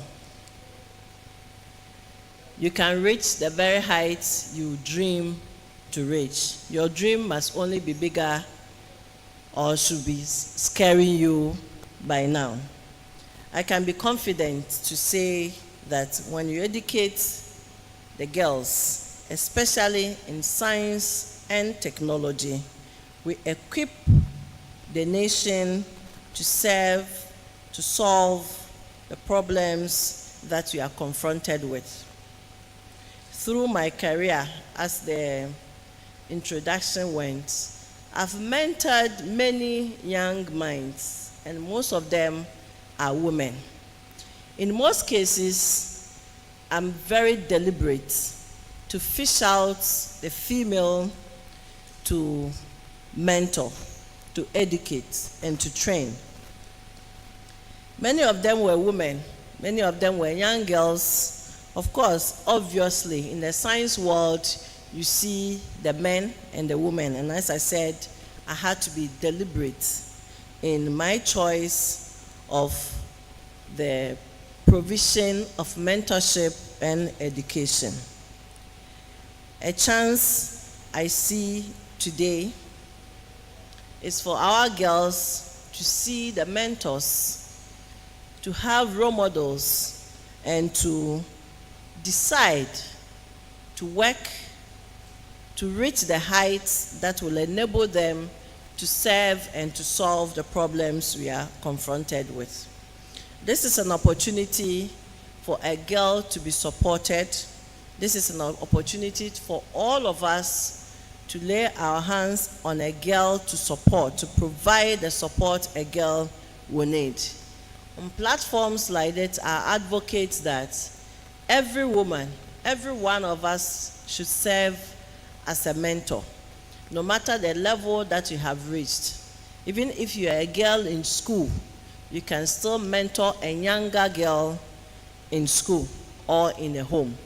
So all of us here upstage, and also you sitting in this room, can decide to be deliberate to mentor a child. It may be a child in your locality. It may be a child in your home, in your own relative from your own family.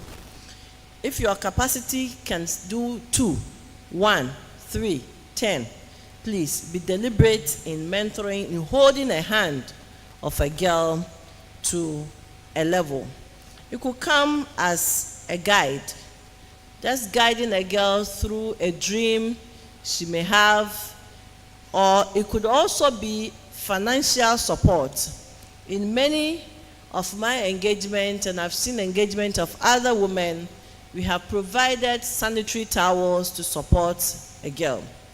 In the area where I come from, a girl will stay out of school because of a menstrual period, because a girl do not have appropriate materials to use to support her menstrual flow, and so will stay at home because he doesn't want to soil herself when she's in school.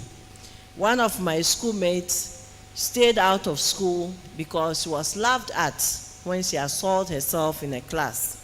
We don't want this to happen to a girl. So we can all take it upon ourselves to provide such support and services to our girls to bring them up in the society.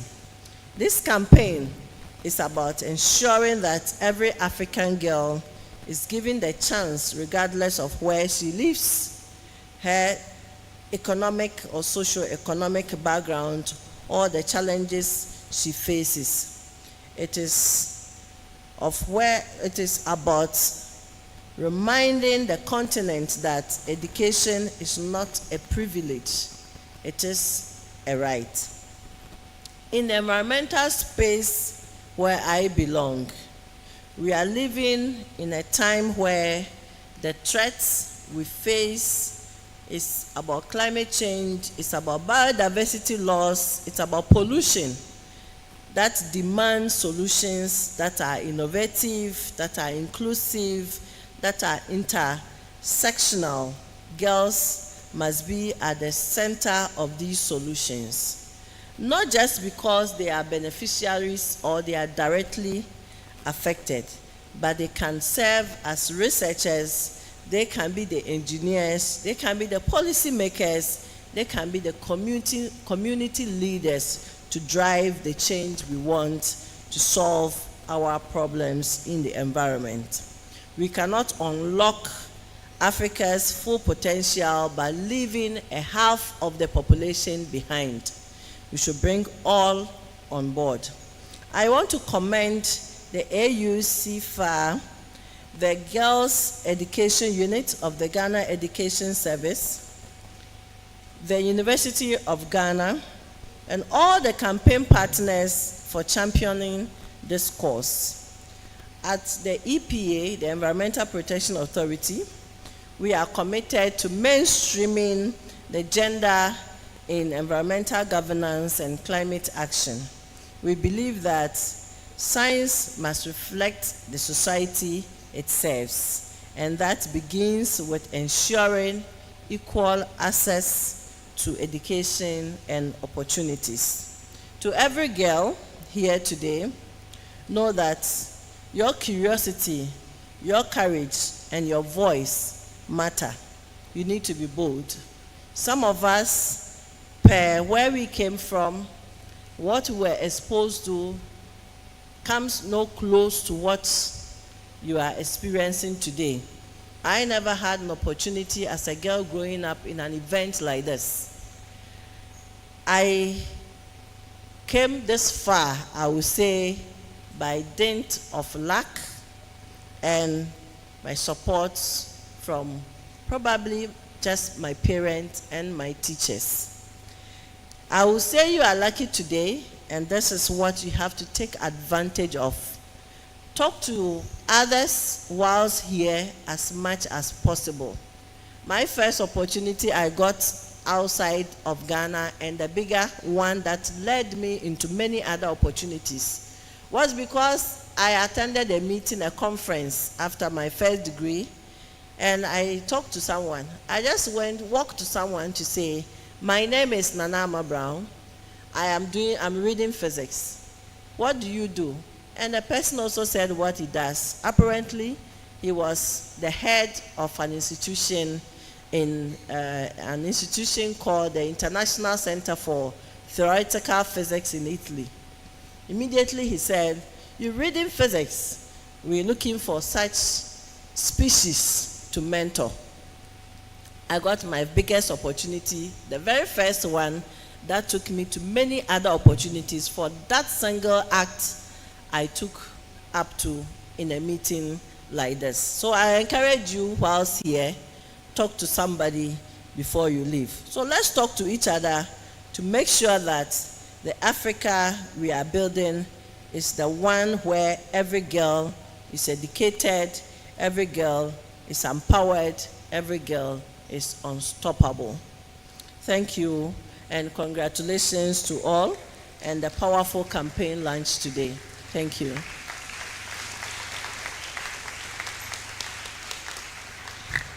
Let's do it better for Professor Kluche. Thank you so much, Prof. I think we have also now reached the climax, the unveiling or the actual launch of AEH, the symbolic launch.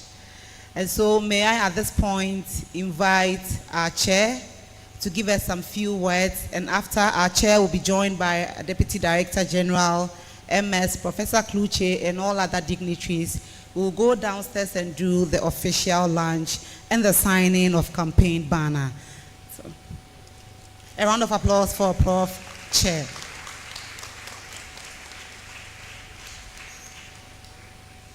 Thank you very much, Cassandra. This is the moment that we have all been waiting for. This is why we have gathered here this morning.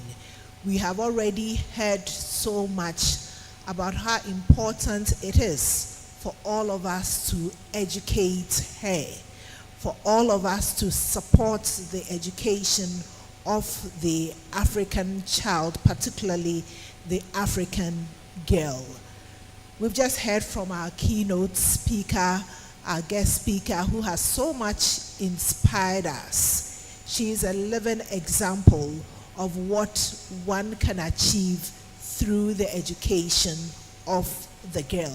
All of these amazing women that you see up here on stage this morning, we are here because we were educated as girls. And so this is the moment, and I will invite our guest of honor, our Deputy Director General, Cassandra, and all the amazing women. So we step down and we do this very important lunch, which signifies our resolve and our commitment to support the education of the Ghanaian girl.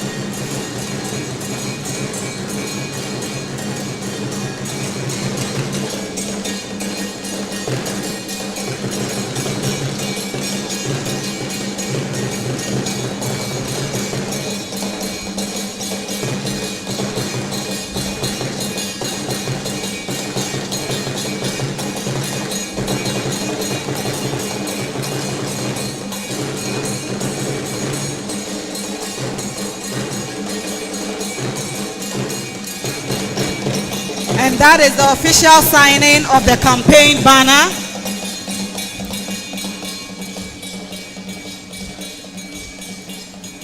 So that's the official signing of the campaign banner. Just make sure your signature is represented. Respectfully, when we are done, we'll stay down and then we'll take a group photograph. All the dignitaries, all our girls coordinators and everyone, the students will all take the photographs.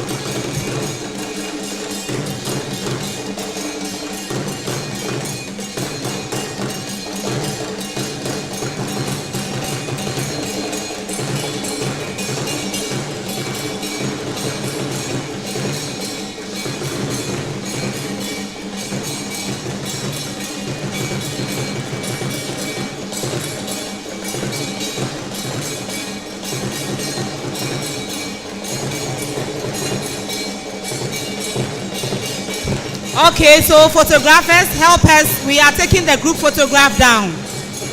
So our official photographers, help us so we can arrange our dignitaries down. All right.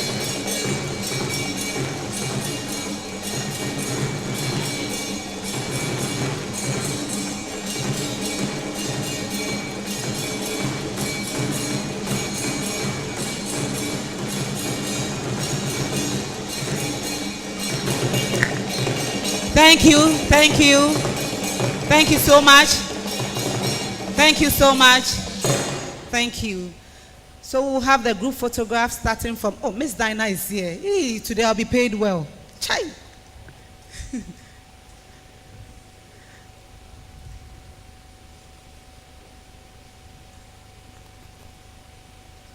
After the dignitaries, we would have our educators and our girls officers joining. We have all our girls education officers from the Greater Accra region. Let me acknowledge the presence of the Greater Accra Regional Director, Hajia Natoma Atta.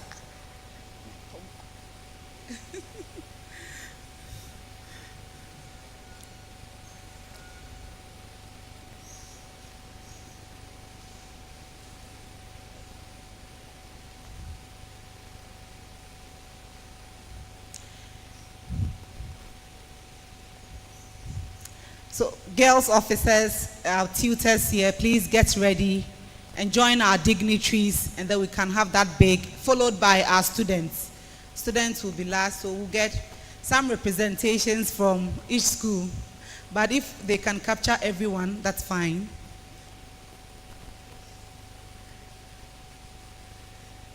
Okay, thank you. Please, girls directors, girls education officers, our educators here, girls advocates, and all of you kindly join, because the last group will be the students.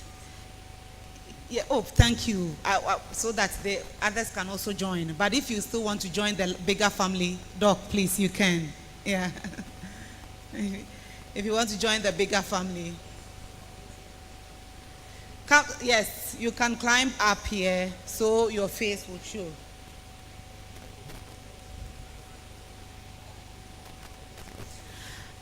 Please, I think after this session, we have to do an exclusive with our partners as well.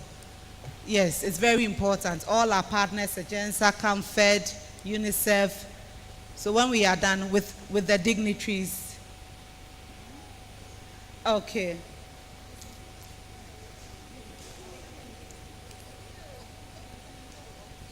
If your face doesn't come, just say, "Come, Bible." At this point.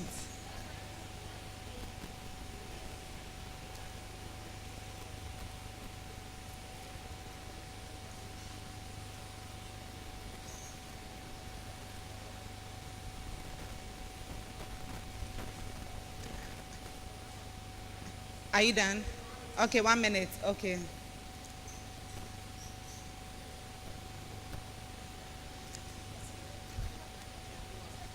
Okay, thank you. All right, so our partners should remain. Our partners want to do exclusive with our partners so that they join our chair, Professor Amfo, they join Professor Kluche, Deputy Director General MS, to take and then Director Girls. So Comfort, UNICEF, Hands of Gold Foundation, all our partners, Sejensa, ASU, exclusive. Then our students be ready. That will be the final.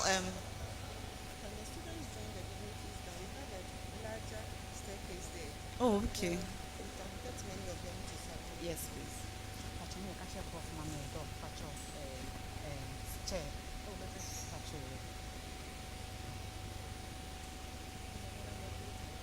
None of the ministries, department, agencies were acknowledged.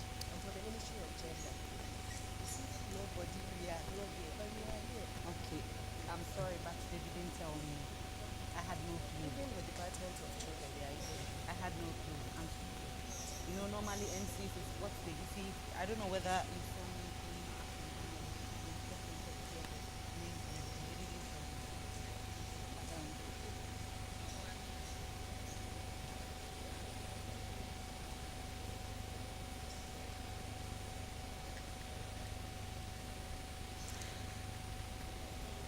okay. Please, my attention has been drawn to our partners in the Ministry of Gender, Department of Social Welfare. Please, I'm sorry, I didn't know you were around. Forgive me. Prof. Chair, I'm told there's a bigger platform outside. Respectfully, would want you to work there so we can get the students with you.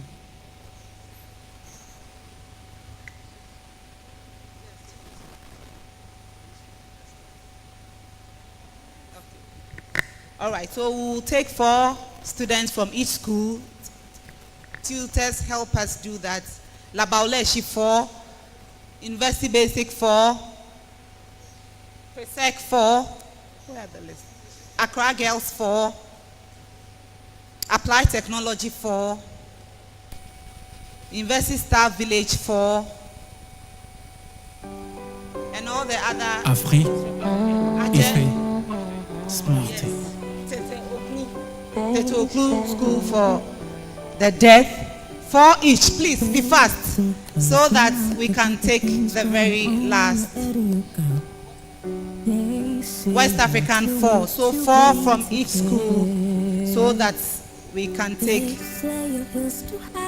Your skills too low for you to know. Well, that's just what they say. After the group photograph, our dignitaries will leave. We'll take the yes, Presec 4. Where are our Presecans?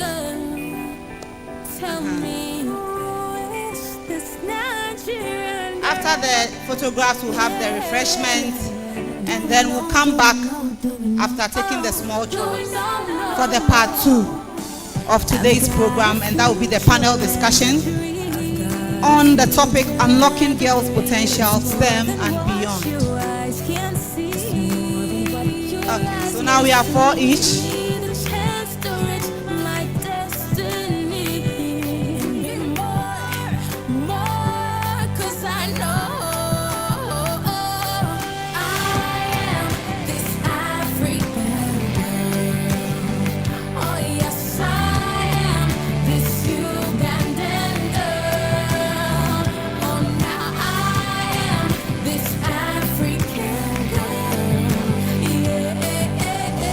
Now you know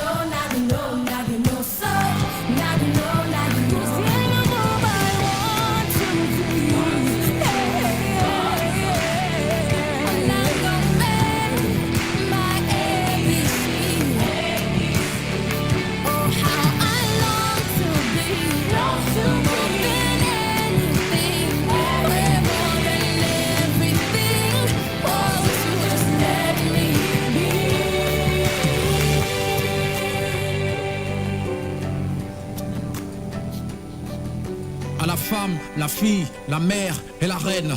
Celles qui sont bien loin de nos lycées, nos collèges. Rien comme Afrique, d'Aïfé, dans nos contrées, je vois les mêmes prisonnières sans éducation, les victimes des mêmes pièges. Ramener nos femmes et filles sur les bancs d'une Afrique qui éduque. Où sont les hommes chantant les cantiques, les profs de cette lutte? Je vois des mâles convaincus, je vois des hommes engagés, je vois des flammes dans nos rues, je vois des femmes diplômées. Éduquer une femme, c'est fabriquer les pères de demain. Éduquer une fille, c'est éviter des drames sans fin. L'agenda n'a pas changé, ça reste le vœu. All right, thank you so much. Please let's get seated. As our chair, Prof. Chair will give us the closing remarks for the first session. We'll break for refreshments and then resume for the panel discussion. Tunisie, l'Égypte, le Maroc. Je suis la fille mauritanienne de l'Ouganda, du Rwanda. Let's resume our seats as Prof. Chair gives us her closing remarks. Prof.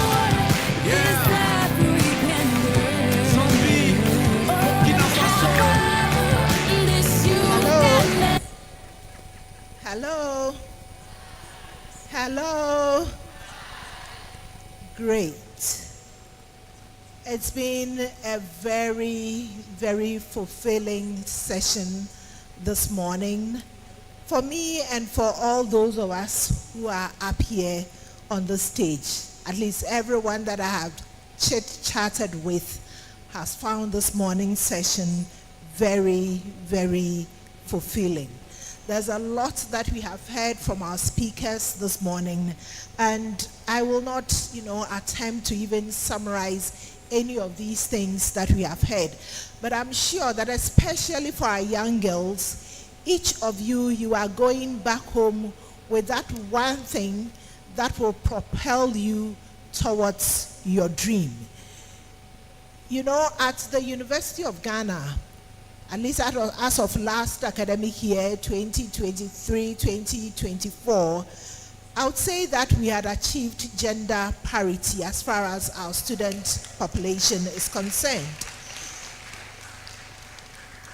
Because for our student population, we have 50.1% female and 49.9% male. I love the applause, but I must say that this has been the result of very deliberate action. So one of the things that I want us all to take home with us, number one, is the need for us to be deliberate. This has been the result of many years of deliberate action, of affirmative action as far as our admissions are concerned. And we are glad how far we have come. Even though, as I say, the devil is always in the details, we still have some way to go as far as the enrollment of women in the mathematical sciences and engineering is concerned. And so these are areas that we continue to work on till we attain true gender parity. We need to be deliberate. The things that we desire for our girls and our women, they will not just happen. We will not dream and just see these things happen. We need to be deliberate in our actions. That is why an event like this is not only symbolic, but it is deliberate, it is important towards us achieving the dream that we have for our continent with the education of girls.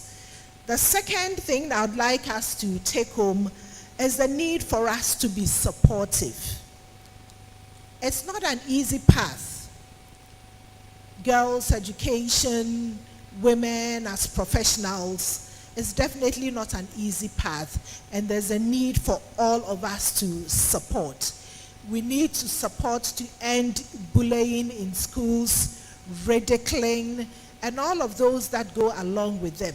We heard a story from our keynote speaker talking about how some girls had to drop out because they were ridiculed because they saw themselves as a result of a natural act. These things need to stop in our schools. And so today we have all the very important people here. We have our teachers, we have our administrators, we have our policymakers, and more importantly, we have our students, the girls and the boys. We all need to be supportive to ensure that every girl goes through school. We have heard that it is our right as girls to have education. And so we need to remove all of these stumbling blocks in our way. And the third thing that I would like us to take home is the need for us to be bold and courageous. I was so excited for the young people, the young girls that took up Cassandra's challenge and came upstage, and see how so very well they performed. They haven't had any rehearsal. Imagine if they had rehearsed. And I'm sure that this will go a long way to boost their confidence. And so as young girls, I will charge you and encourage you, whenever you have the opportunity, stand up and speak up. Whether it's in class, whether it's in church, whether it's in whatever group that is, take that opportunity to build up your courage, to build up your confidence. It doesn't happen in a day. You may make some mistakes the first time, but learn from those mistakes and continue to be bold and courageous. And so with these takeaways, I would like to thank you all for being a part of this morning's ceremony. There is a whole lot that we can achieve when we educate the girl. We have seen it happen in our lives. We have seen it happen in this nation. We have the role models to look up to. As Professor Brown-Kluche said, you know, for some of us, we didn't have the opportunity that you have.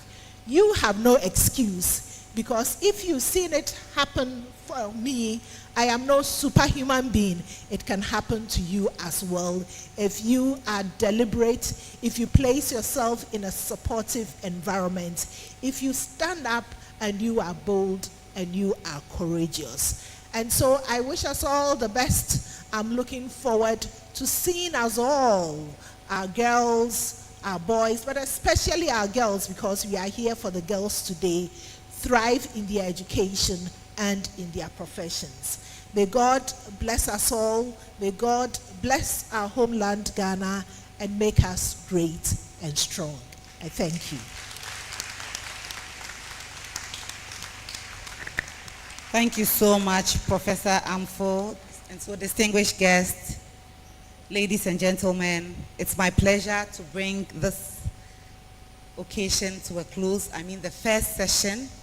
And so I would want to thank all our dignitaries, our guest of honor, Professor Kluche, our Deputy Director General, Management Service, and all the dignitaries up there, particularly our chair, who is also our host, Professor Nana Aba Amfo. We are so grateful for being with us for this first session.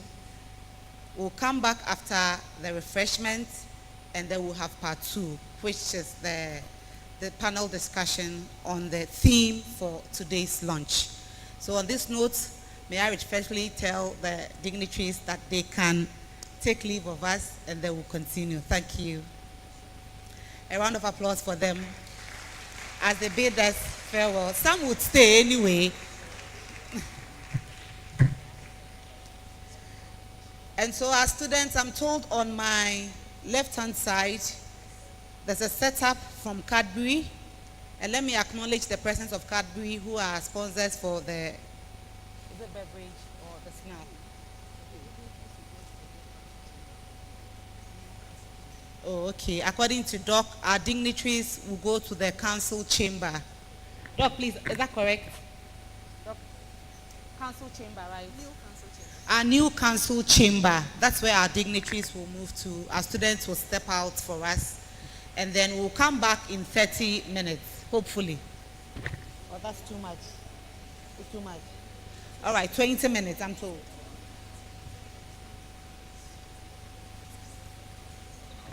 So 12:30, we will all be back. Our dignitaries will move to the new council chamber. Where are the cultural troupe? Can we enjoy some drumming? Or they've packed? Yemponyo. We'll come back.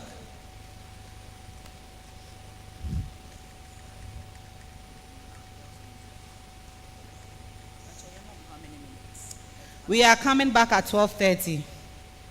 Exactly 12:30, we'll begin the panel discussion. Don't go yet, because we have some goodies to share. Only the patient people would receive those. So if only you are patient, you'll be able to get the goodies.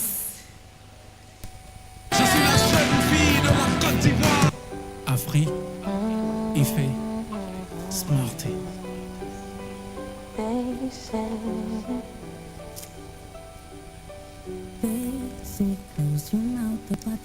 Students, you can step out. We are coming back at 12:30. So you go. Go to the Cadbury point.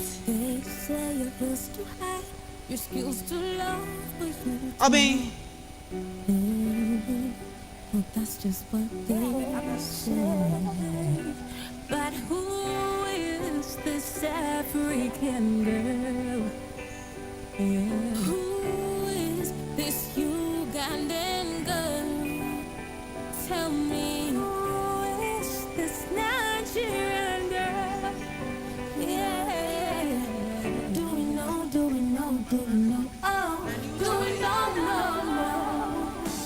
I've got a future and a dream. I've got a future and a dream. It's more than what your eyes can see. It's more than what your eyes can see. Give me the chance to reach my destiny.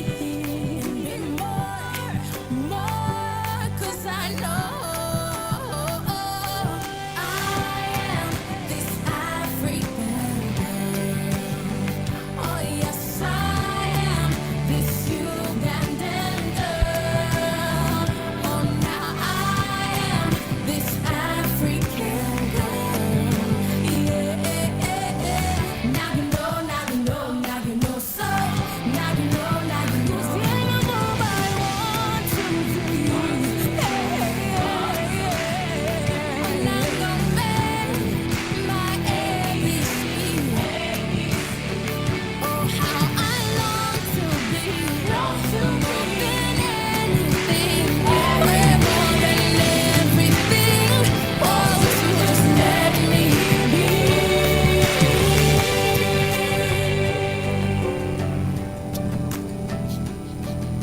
À la femme, la fille, la mère et la reine, celles qui sont bien loin de nos lycées, nos collèges. Et comme Afrique, d'Aïfé, dans nos contrées, je vois les mêmes prisonnières sans éducation, les victimes des mêmes pièges. Ramener nos femmes et filles sur les bancs d'une Afrique qui éduque. Où sont les hommes chantant les cantiques, les profs de cette lutte? Je vois des mâles convaincus, je vois des hommes engagés, je vois des flammes dans nos rues, je vois des femmes diplômées. Éduquer une femme, c'est fabriquer les pères de demain. Éduquer une fille, c'est éviter des drames sans fin. L'agenda n'a pas changé, ça reste le 2063. Pour toutes les filles de ce monde, faut y mettre toute notre foi. Je suis la Sud-Afrique, le Congo et le Tchad. Yeah. Tunisie, l'Égypte et le Maroc. Je suis la fille mauritanienne de l'Ouganda, du Rwanda. Éthiopie, de la Tanzanie. Yeah. Zambie, Burkina Faso. Je suis la jeune fille de la Côte d'Ivoire. Guinée équatoriale, l'île Maurice, Madagascar. Yeah.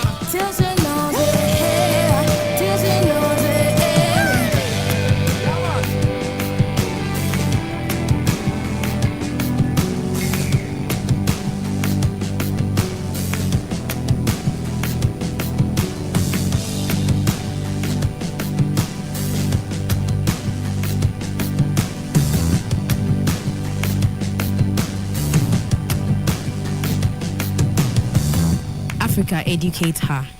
The agenda is still the same. Agenda 2063.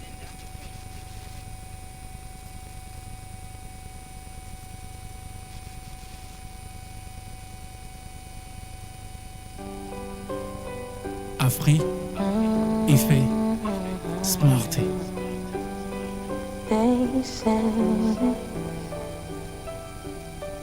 They say close your mouth about the things going on in your area, girl. They say you're too weak, too vain to care. They say your heel's too high, your skills too low for you to know. Hey, well, that's just what they say. But who is this African girl? Yeah. Who is this Ugandan girl? Tell me, who is this Nigerian girl? Yeah. Do we know, do we know, do we know? Oh, do we know, no, no. I've got a future and a dream. I've got a future and a dream. It's more than what your eyes can see. It's more than what your eyes can see. Give me the chance to reach my destiny. And be more, more, 'cause I know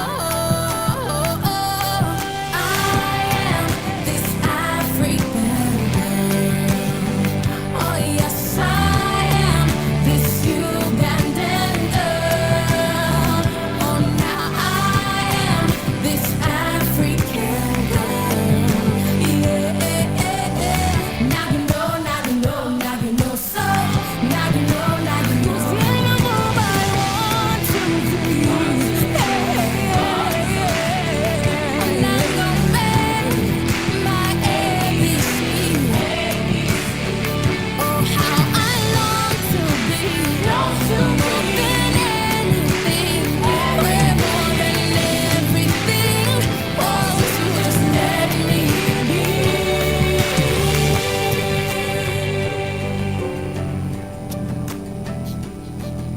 À la femme, la fille, la mère et la reine, celles qui sont bien loin de nos lycées et nos collèges. Rien comme Afrique, d'Aïfé, dans nos contrées, je vois les mêmes prisonnières sans éducation, les victimes des mêmes pièges. Ramener nos femmes et filles sur les bancs d'une Afrique qui éduque. Où sont les hommes chantant les cantiques, les profs de cette lutte? Je vois des mâles convaincus, je vois des hommes engagés, je vois des flammes dans nos rues, je vois des femmes diplômées. Éduquer une femme, c'est fabriquer les pères de demain. Éduquer une fille, c'est éviter des drames sans fin. L'agenda n'a pas changé, ça reste le 2063. Pour toutes les filles de ce monde, faut y mettre toute notre foi. Je suis la Sud-Afrique, le Congo et le Tchad. Yeah. Tunisie, l'Égypte et le Maroc. Je suis la fille mauritanienne de l'Ouganda, du Rwanda. Éthiopie, de la Tanzanie. Yeah. Zambie, Burkina Faso. Je suis la jeune fille de la Côte d'Ivoire. Guinée équatoriale, l'île Maurice, Madagascar. Yeah.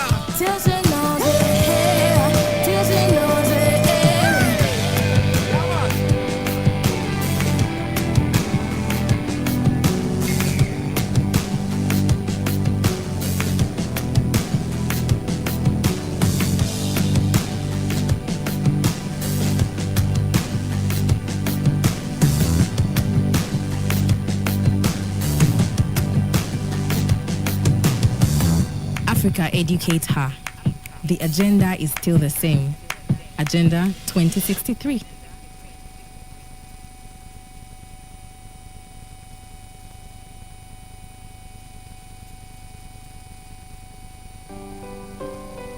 Afrique, Ife, Smarty.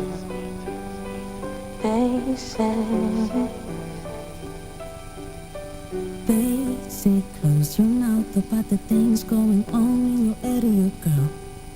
They say you're too weak, too vain to care. They say your heels too high, your skills too low for you to know. Yeah, well, that's just what they say.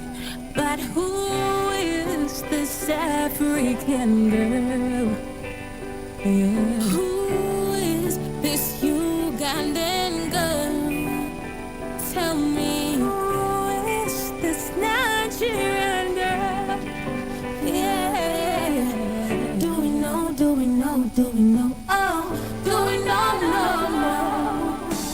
I've got a future and a dream. I've got a future and a dream. It's more than what your eyes can see. It's more than what your eyes can see. Give me the chance to reach my destiny. And be more, 'cause I know I am this African girl. Oh yes, I am this Ugandan girl. Oh now I am this African girl. Yeah. Now you know, now you know, now you know. So now you know, now you know. Yeah, you know I want to be. I'm not gonna make my ABC. Oh, how I long to be more than anything, way more than everything. Oh, to just let me be.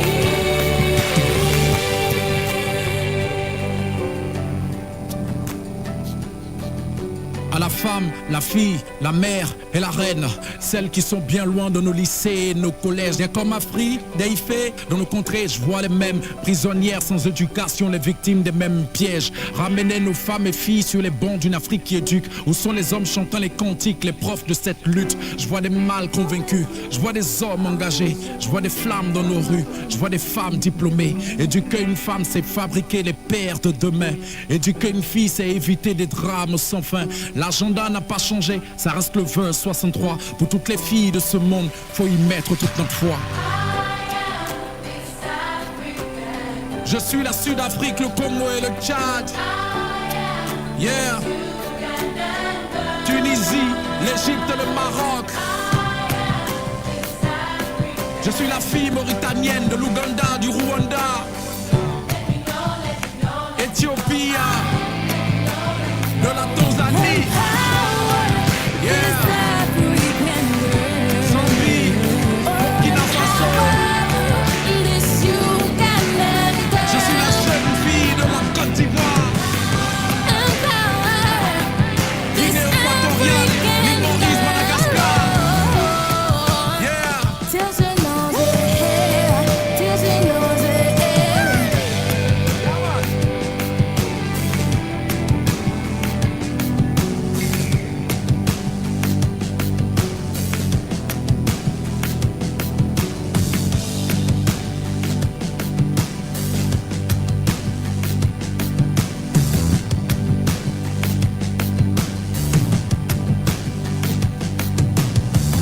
Africa educates her. The agenda is still the same. Agenda 2063.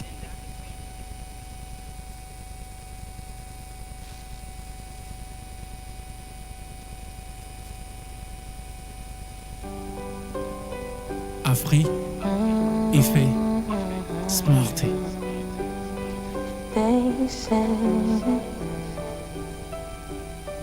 They say close your mouth about the things going on in your area, girl. They say you're too weak, too vain to care. They say your heels too high, your skills too low for you to know. Yeah, well, that's just what they say. But who is this African girl? Yeah. Who is this Ugandan girl? Tell me, who is this Nigerian girl? Yeah. Do we know, do we know, do we know? Oh, do we know, no, no. I've got a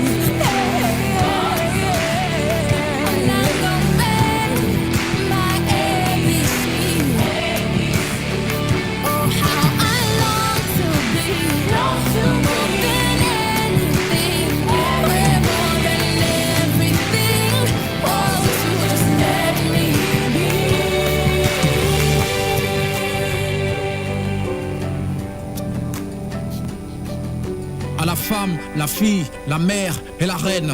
Celles qui sont bien loin de nos lycées, nos collèges. Rien comme Afrique, d'Aïfé, dans nos contrées, je vois les mêmes prisonnières sans éducation, les victimes des mêmes pièges. Ramener nos femmes et filles sur les bancs d'une Afrique qui éduque. Où sont les hommes chantant les cantiques, les profs de cette lutte? Je vois des mâles convaincus, je vois des hommes engagés, je vois des flammes dans nos rues, je vois des femmes diplômées. Éduquer une femme, c'est fabriquer les pères de demain. Éduquer une fille, c'est éviter des drames sans fin. L'agenda n'a pas changé, ça reste le 2063. Pour toutes les filles de ce monde, faut y mettre toute notre foi. Je suis la Sud-Afrique, le Congo et le Tchad. Yeah. Tunisie, l'Égypte et le Maroc. Je suis la fille mauritanienne de l'Ouganda, du Rwanda. Éthiopie, de la Tanzanie. Yeah. Zambie, Burkina Faso. Je suis la jeune fille de la Côte d'Ivoire. Guinée équatoriale, l'île Maurice, Madagascar.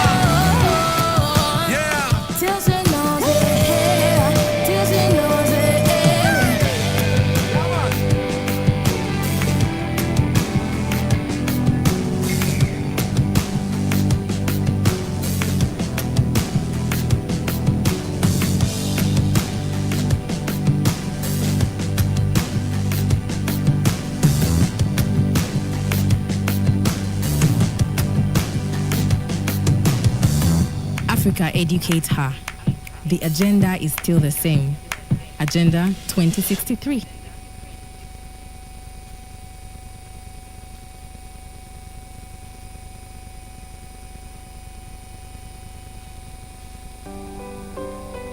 Afrique, Ife, Smarty.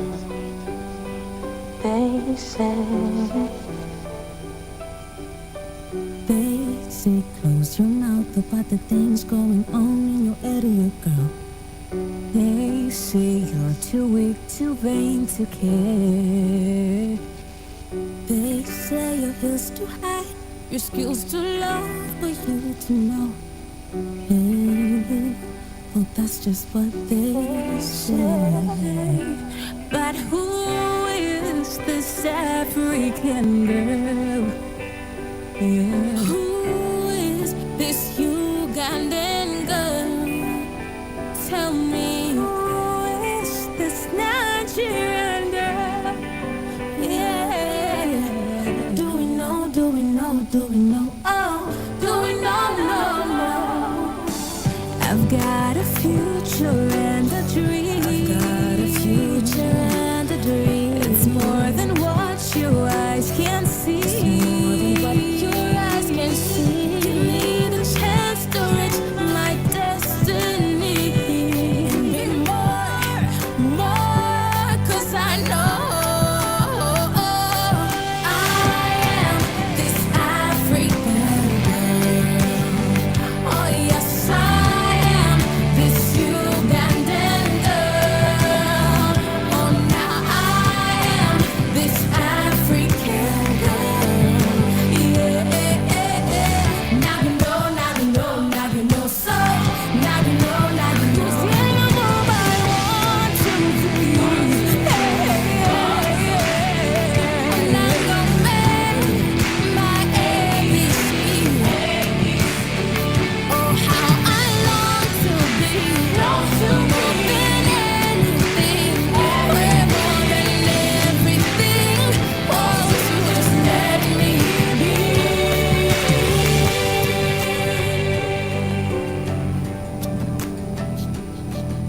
À la femme, la fille, la mère et la reine.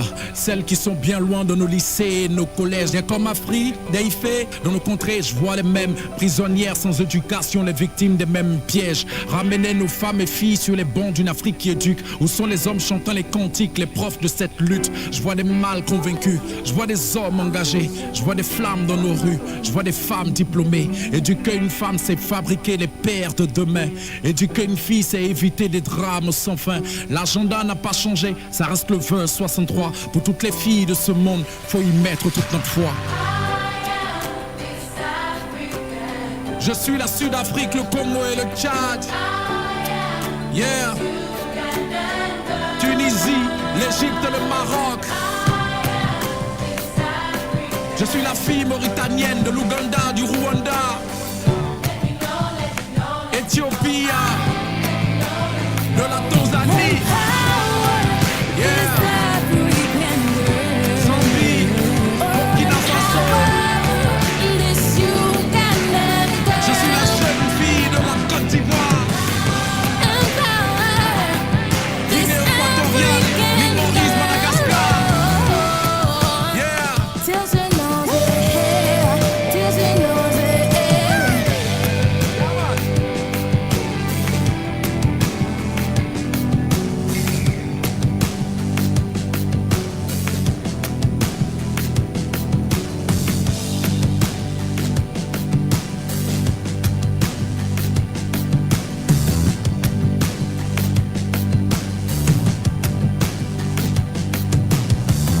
Africa educates her. The agenda is still the same. Agenda 2063.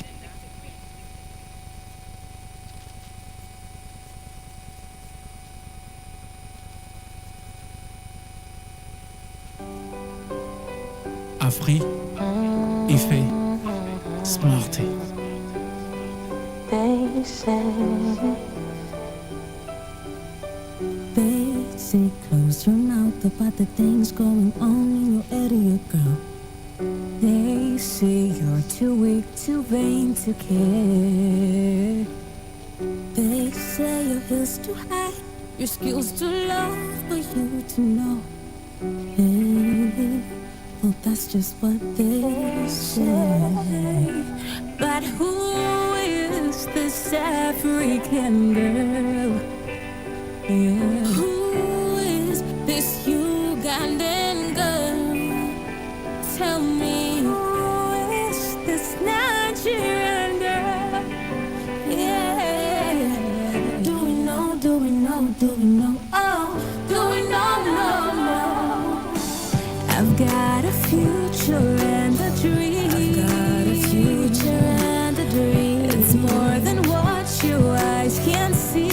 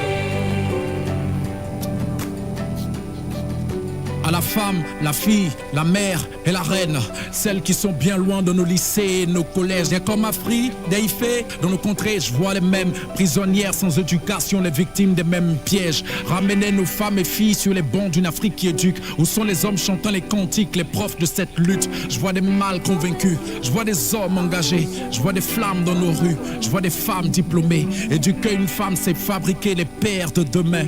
Éduquer une fille, c'est éviter des drames sans fin. L'agenda n'a pas changé, ça reste le 2063. Pour toutes les filles de ce monde, faut y mettre toute notre foi.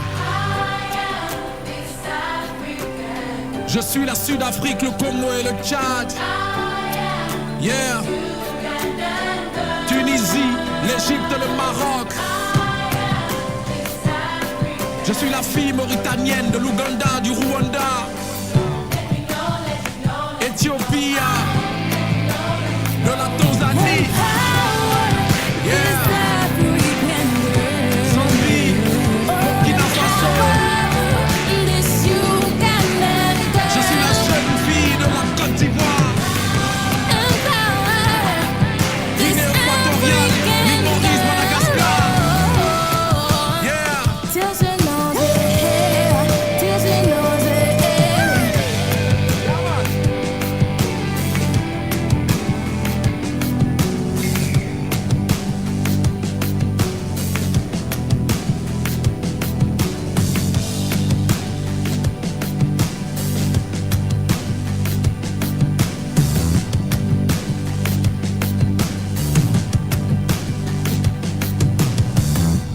Africa educates her. The agenda is still the same. Agenda 2063.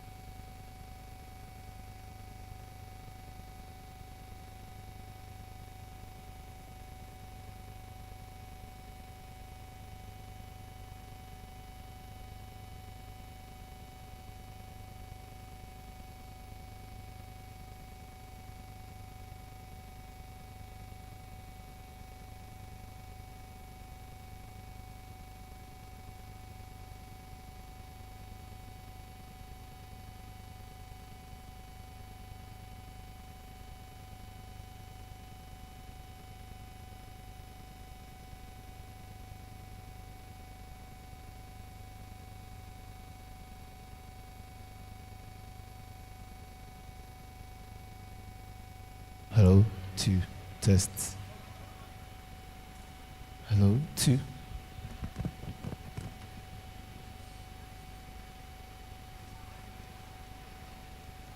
Hello.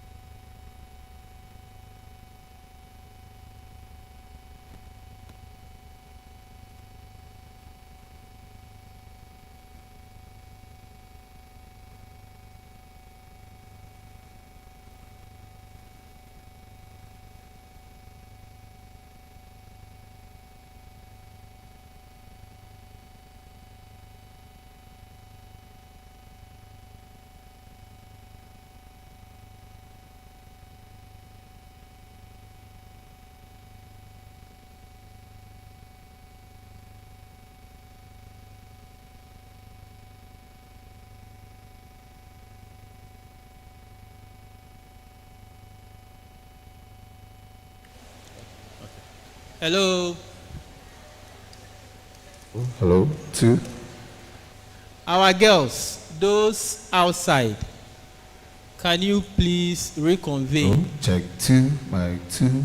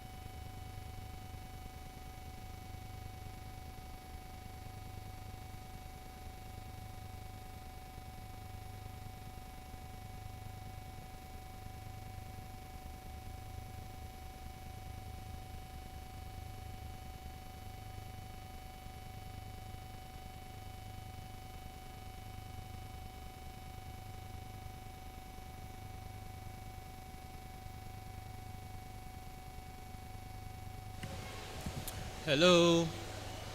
Hello? Hello? Are you here? Thank you very much. I hope you are all okay now. Those of you who were hungry and your faces were not so comfortable, you are all welcome. Now, this is the part where we are about to have the panel discussion. The program itself has been unveiled. Now, in Ghana, we have rephrased our focus a bit from what Africa is doing.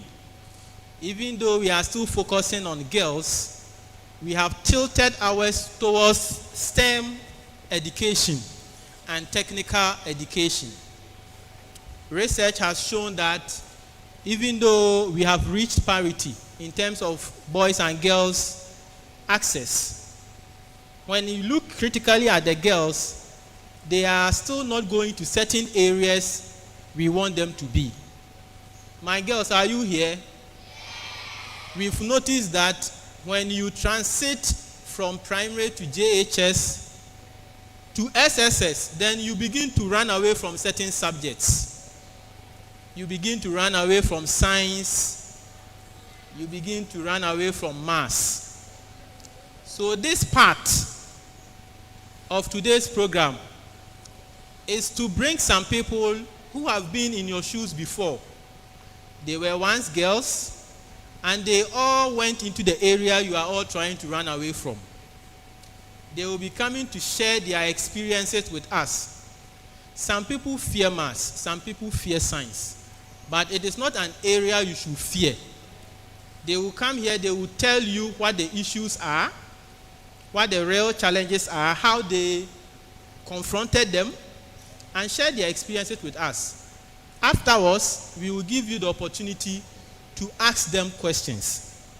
For such an important event, you will need somebody who is well versed in that area. And when we looked around already, we intentionally brought Professor Kluche as the keynote speaker.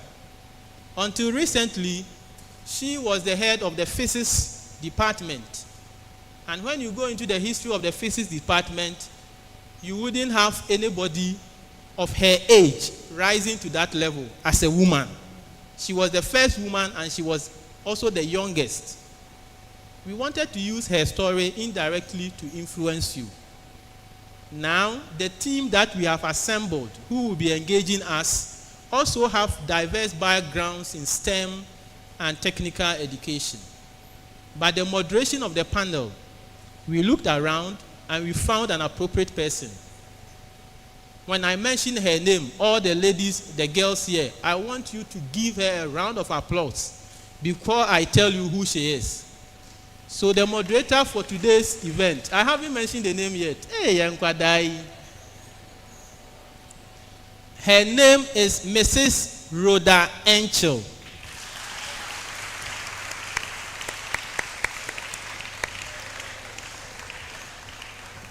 Keep clapping, keep clapping.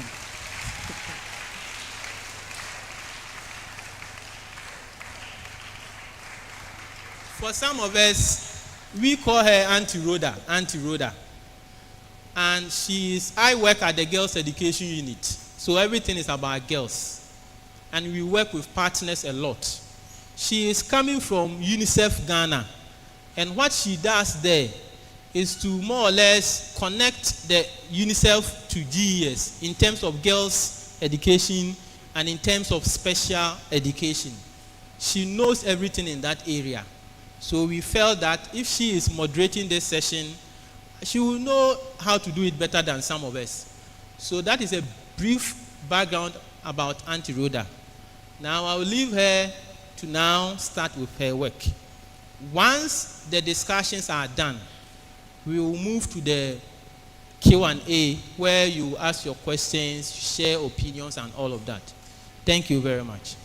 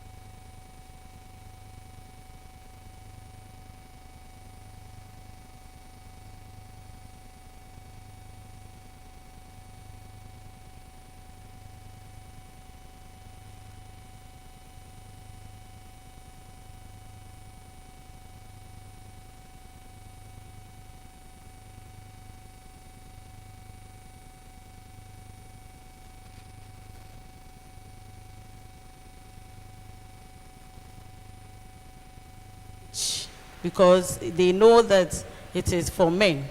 So one of the misconceptions is that girls are less capable of studying STEM or mathematics, which is not true. I rather would say that when a girl is studying or a woman is studying mathematics, she does very, very well. It is most women run away from mathematics because of the way we were taught when some of us were in basic and secondary schools. Just as she said, there were no teaching learning materials. And the teachers, right from kindergarten, primary education, the teachers were confusing us. So when women, we always want to see things and understand it, make it our own, practical. Then we say that this is true. We accept it. But when you just tell us a frame that this is what you want, we don't want to agree to it. So right from primary school, the reason is when the KG or the class 1 teacher is teaching, without teaching learning materials or with teaching learning materials, we start counting. And when the teacher is counting, that is where the problem starts. The teacher will be picking counters and then will be showing it to the student. So the teacher picks one item like this and she mentioned 1. And then she can continue up to 20 and she'll be still holding 1 pen like this and mentioning 20.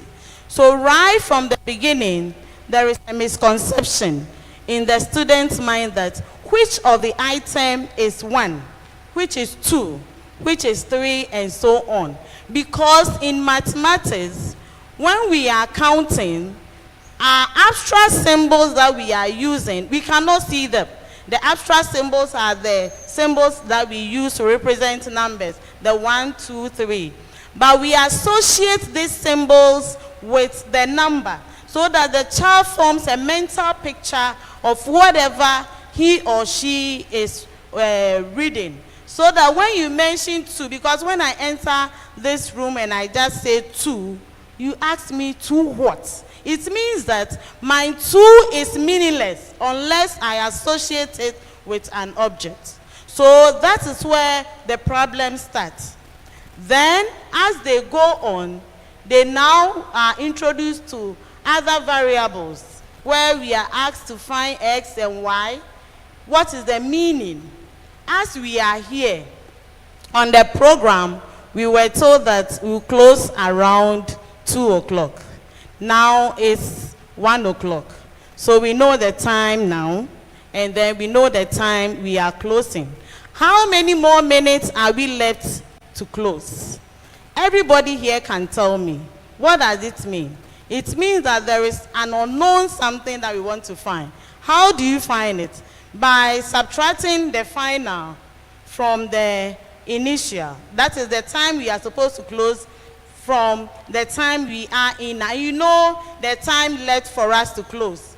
So in representing that, the math teacher said, once you don't know it, use any of the English alphabet to represent that, and then you find it. So that is why the women, they don't understand, because there are no teaching learning materials for them to use to explain this concept, and then so it makes them confused, and therefore they don't follow up.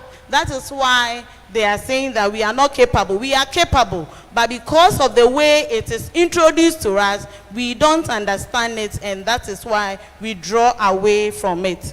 Then they are also saying that a misconception that mathematics is for only exceptional students. I was once teaching in a visual art class, and they made a comment about the science student that they are the sharks. I said, why are they the sharks? They said they are exceptional. I said, you, those in the visual art class, I rather see you as exceptional, because your art, your drawing is more of talent than something we can learn. As for maths or science, everybody can learn maths or science. So it is not for only exceptional students. So that is another misconception. Then they also say that girls or women in science do not have social life. It is not true. All of us sitting here, we have social life. Our sister traveled, has a passion of traveling from Ghana to UK. And that is a passion. It's a social life. She had fun. When they were traveling, they had fun on their way. And everybody who is studying a STEM-related course or mathematics also have fun. As I sit here, I also have fun. It is not always about book. No. Our life is not like that. We have social life. We explore. We learn things. As our sister was saying, she was exploring and seeing that it becomes a fun for her. And so we are not anti-so. We are very social. Then STEM is also, mathematics is a hard skill. People who the work is such that, like the engineer or the mechanic, it means that she has to climb up to poles and those things. It is not always about that. You can have your software, you'll be in the room, you'll be working, and people will be on the field, and you'll be controlling the men, they will be there working, and then you will be controlling the system because you are having your computer, the software, which is helping them, because before every engineering or anything comes out, it is from the software. They program it before it is manifested. So you see it there. So it's not only about hard skills. And therefore, if you're a woman and you enter into STEM, how can you climb? How can you go and sleep under cars and be working? She is a woman. She's even pregnant now. And she's doing the work. So it is not about hard skills. Then the last one I also talk about is once you choose STEM, it means it's a lifetime commitment. No. With our area, STEM, science, technology, engineering, and mathematics, when you have it, you can divert to any other field that you want. So there is no misconception that mathematics, when you enter it, you are stick to one area, and therefore you don't have diverse ideas. It is never true. Thank you.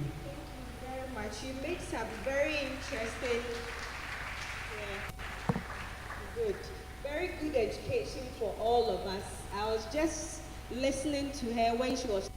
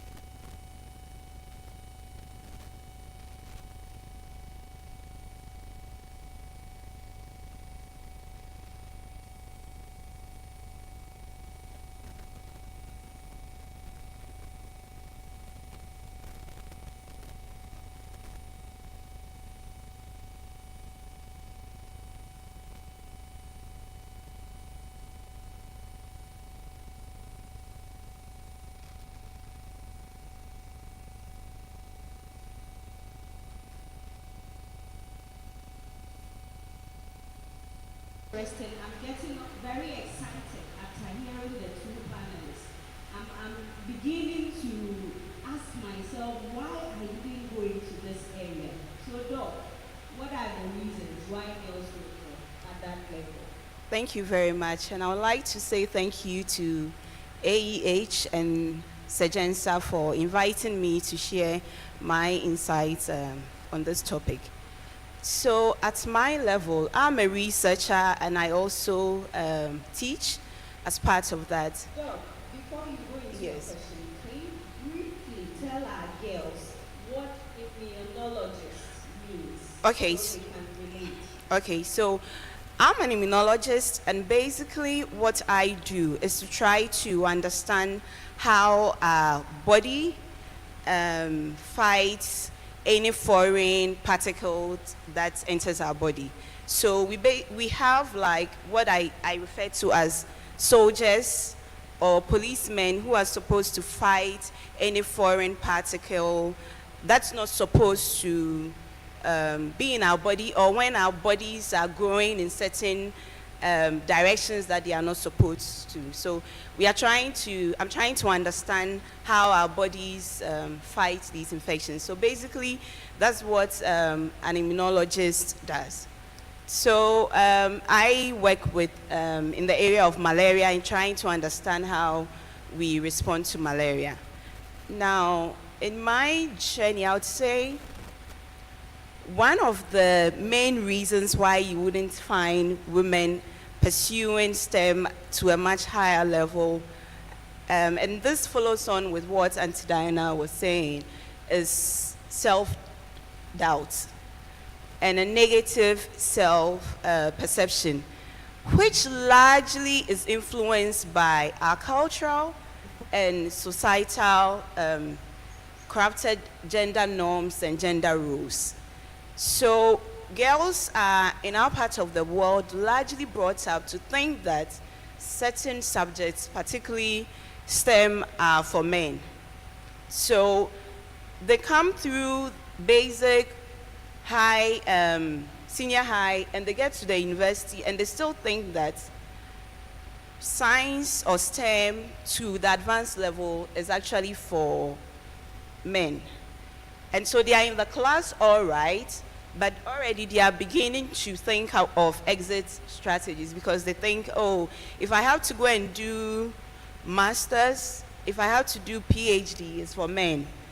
And so I must be looking for an exit strategy.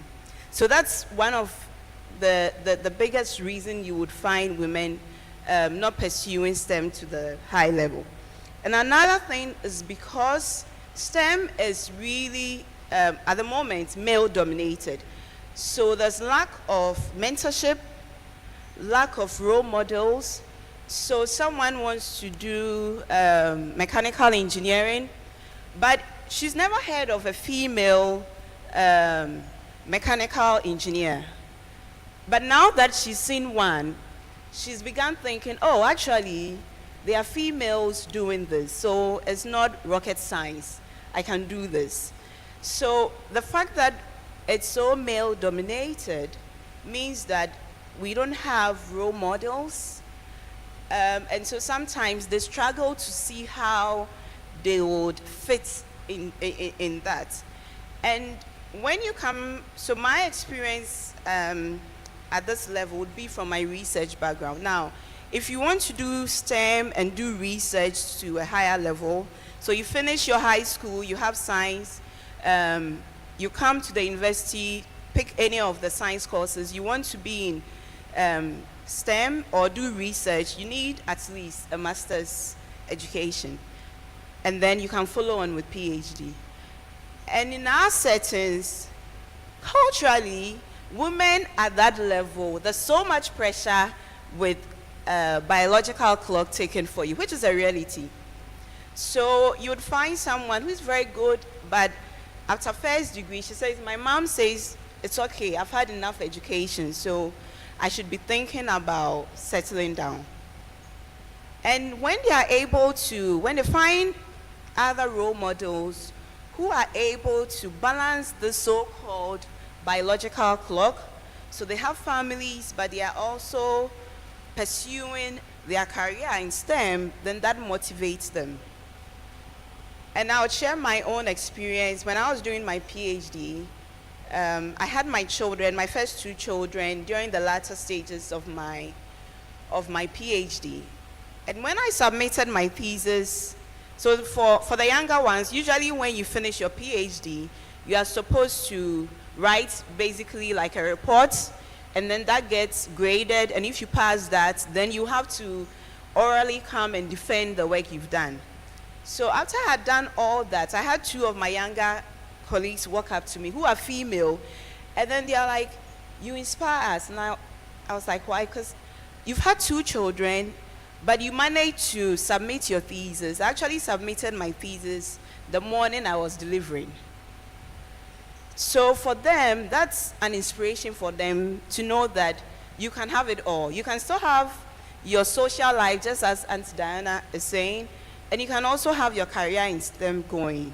So don't let those societal created gender roles and norms prevent you from achieving what you can really achieve. So those would be my two major reasons why most female sort of don't want to pursue STEM to a higher level.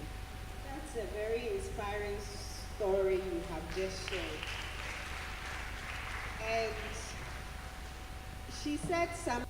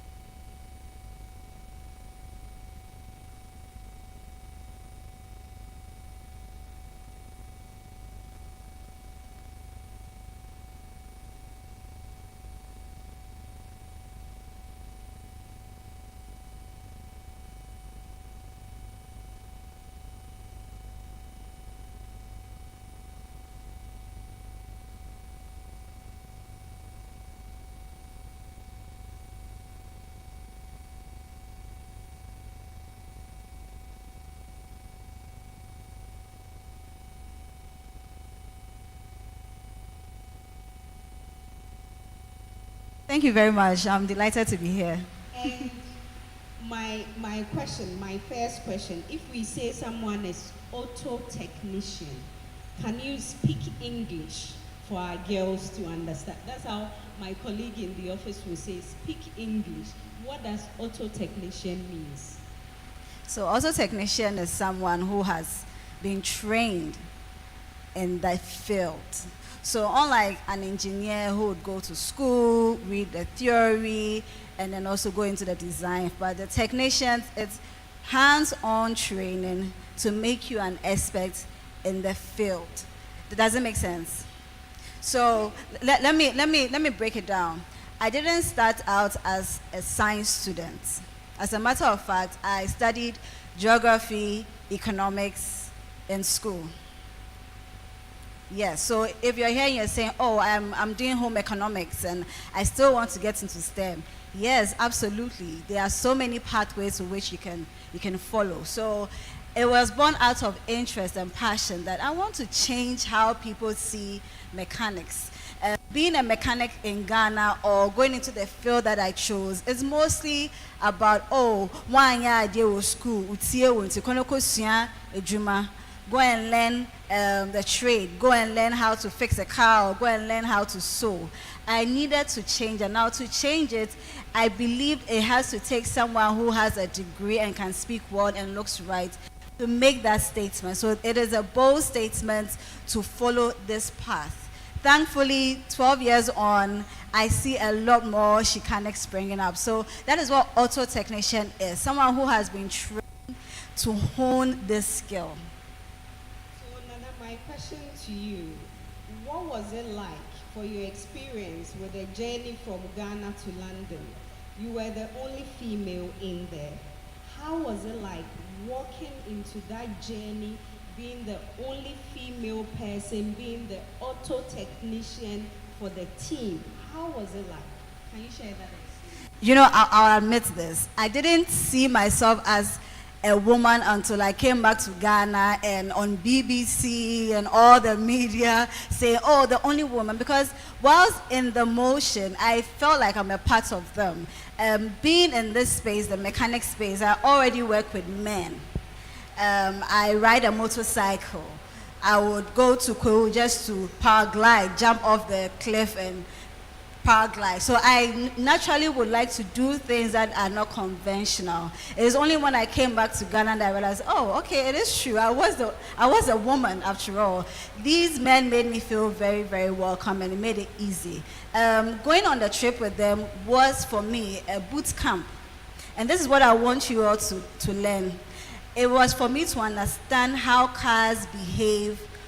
Driving from Ghana, yes, our bad roads in Ghana, but how the terrain affects cars. So going through the jungles, all through to the deserts, how does the weather affect our cars? Because you bear with me, just driving from Accra, Kumasi, you wouldn't learn much. So what do I want you to pick from here?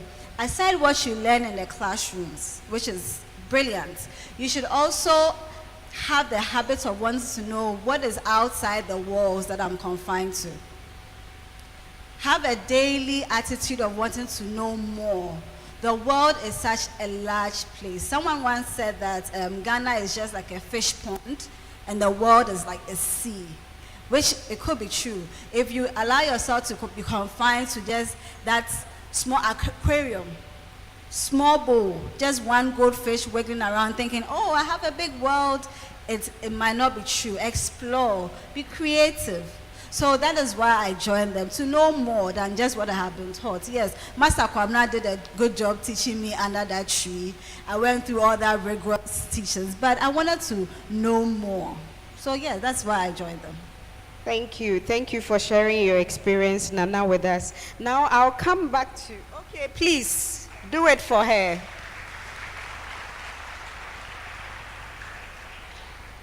So, Auntie Dinah, I'll come back to you. You see all the passion with which Nana spoke. This is an area I want to go into. I didn't even read anything engineering at school. She said she read economics and geography.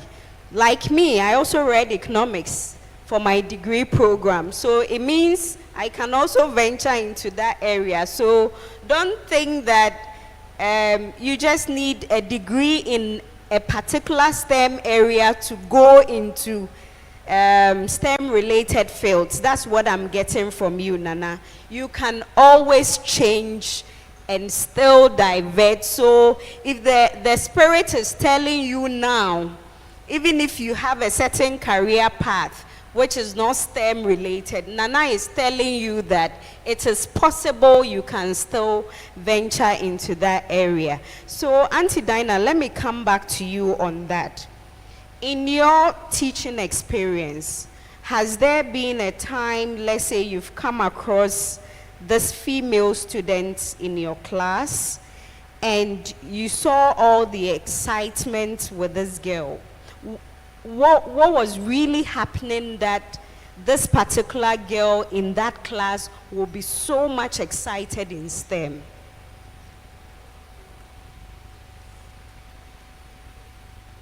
Thank you for the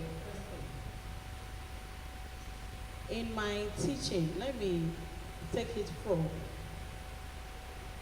the levels I have taught.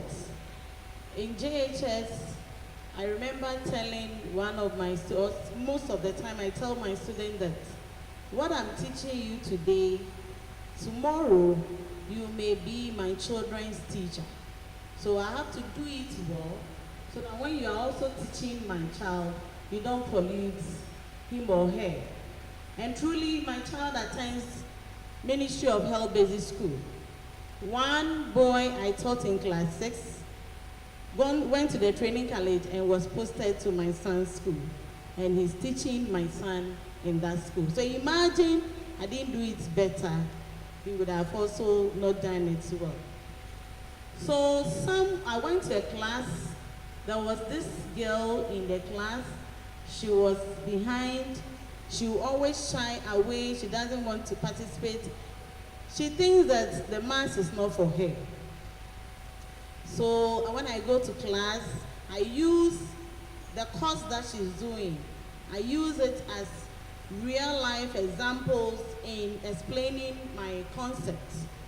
So she now became excited, and anytime I go to class, she now wants to answer questions. She will raise up her hand, she will come and solve problems, and so I name her my mathematician. And anytime I walk on campus and she sees me with her friends, she will call me, then I say, who is that? Then all the group, they will say, Madam, you're a mathematician. And based on that, she developed interest in mathematics right from SHS 1. She was in a home economics class. And then she completed and she went to the nursing training. There was one too who also told the mother that because of Auntie Dinah, I want to be a math teacher because of the way she teaches, because I always want to relate my concepts to real life, to the subject you are teaching. And therefore, it makes it so lively, and then you see that they are coming now, those who are even quelling in their chest, thinking that mathematics is not for them. Because for you to be, most people are running away from STEM, not because of the science. Because at the basic level, there is no technology, even though they are learning ICT. But the mother of the STEM, that is why the M is the last, is the mathematics. So when they don't have the interest in the math, then they run away from the STEM subject or the STEM related subject. Then another time in a class, there was this visual art student, as I was saying, they thought that they don't belong to. So sometime after teaching, one of them walked to me. I was signing on the table and said, Madam, I didn't like math. I didn't even understand. It was about set problems. And when we go to the classroom, we only teach sets with book examples, and then we give work and then they go.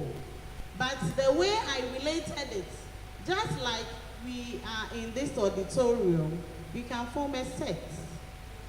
And in this set, if we are talking about variables, we have people who may like mathematics, people who like engineering or whatever. Even when we come to food, let me use real example here. When we come to food, people like banku, people like wache, people like other food. In our community, in our families, we hear people or our parents, let me take it in a local, will say that, oh, this my family member or my auntie and her children. When there is anything in this family, they will not come. When there is wedding, you won't see them. When there is naming ceremony, you won't see them. When there is a funeral, you will not see them. But they are still part of the family. So that is where brought the excitement in the girl. So when I said that, they were looking at me. And then I also brought it to them in the school. I said in school, when we are looking for people who are going to sing for the school, some people we never see them. When it's time for sports, you not see them. When we are having quiz, you not see them. There are a group of people, when it's time for singing, you see them there. Games, you see them there. And then, so when we are talking about three variables, those who are common to all of them are the intersection. There are people who like the two, so they belong to the two. There are people who like only music, so when it's time for music, they will be there. People who like only athletics, when it's time, they will be there. People who also like this. So they were relating the set we were learning in the classroom to real life. So they were quiet and they were looking at me. Then I said, that big box that we write or we draw represents the people we are talking about. So if I'm talking about these variables, sports, music, and then quiz in the school, then I'm talking about St. Mary's Senior High. And that big box represents the school. So that is these people. And there are people who belong to all three. There are people you see having only two. There are people who belong to only one. There are people who came to the school to eat. All these, they will not be there. But when they have been admitted to St. Mary's, you can't say that because they are not there, you are taking them out. They are still there. So they form complement of whatever we are talking about. But they are in St. Mary's, so you see them in the box. But they don't belong to any of the circles. So when I later say, so it means that this that we are doing, it is real life. So the excitement came, and they were ready. Please give it up for Auntie Dinah. I think we are doing some learning here. Very fun way of learning maths. How many of you would like to be taught by her? How many of you? Hey, everybody wants to be taught by her. So you see the critical role that teachers play in shaping us, in modeling children to really take up these STEM-related programs. Thank you so much, Auntie Dinah. It's always fun and interesting seeing you teach in the classroom, making it fun. You remember before we started, I said the food that you ate this afternoon, you would hear about how we related to maths and science. And that's exactly what she's doing. I knew she would bring some of these things up. So thank you very much. Now let's go back to Sewa. You have been a student, you've gotten to this level. Let me ask you, throughout your life and in the classroom, did you ever feel like you didn't belong to this class? Did you ever feel that going into this class, I don't belong here as a woman?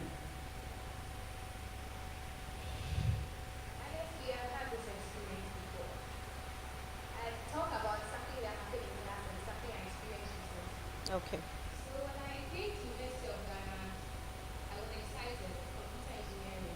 I love physics. I love math.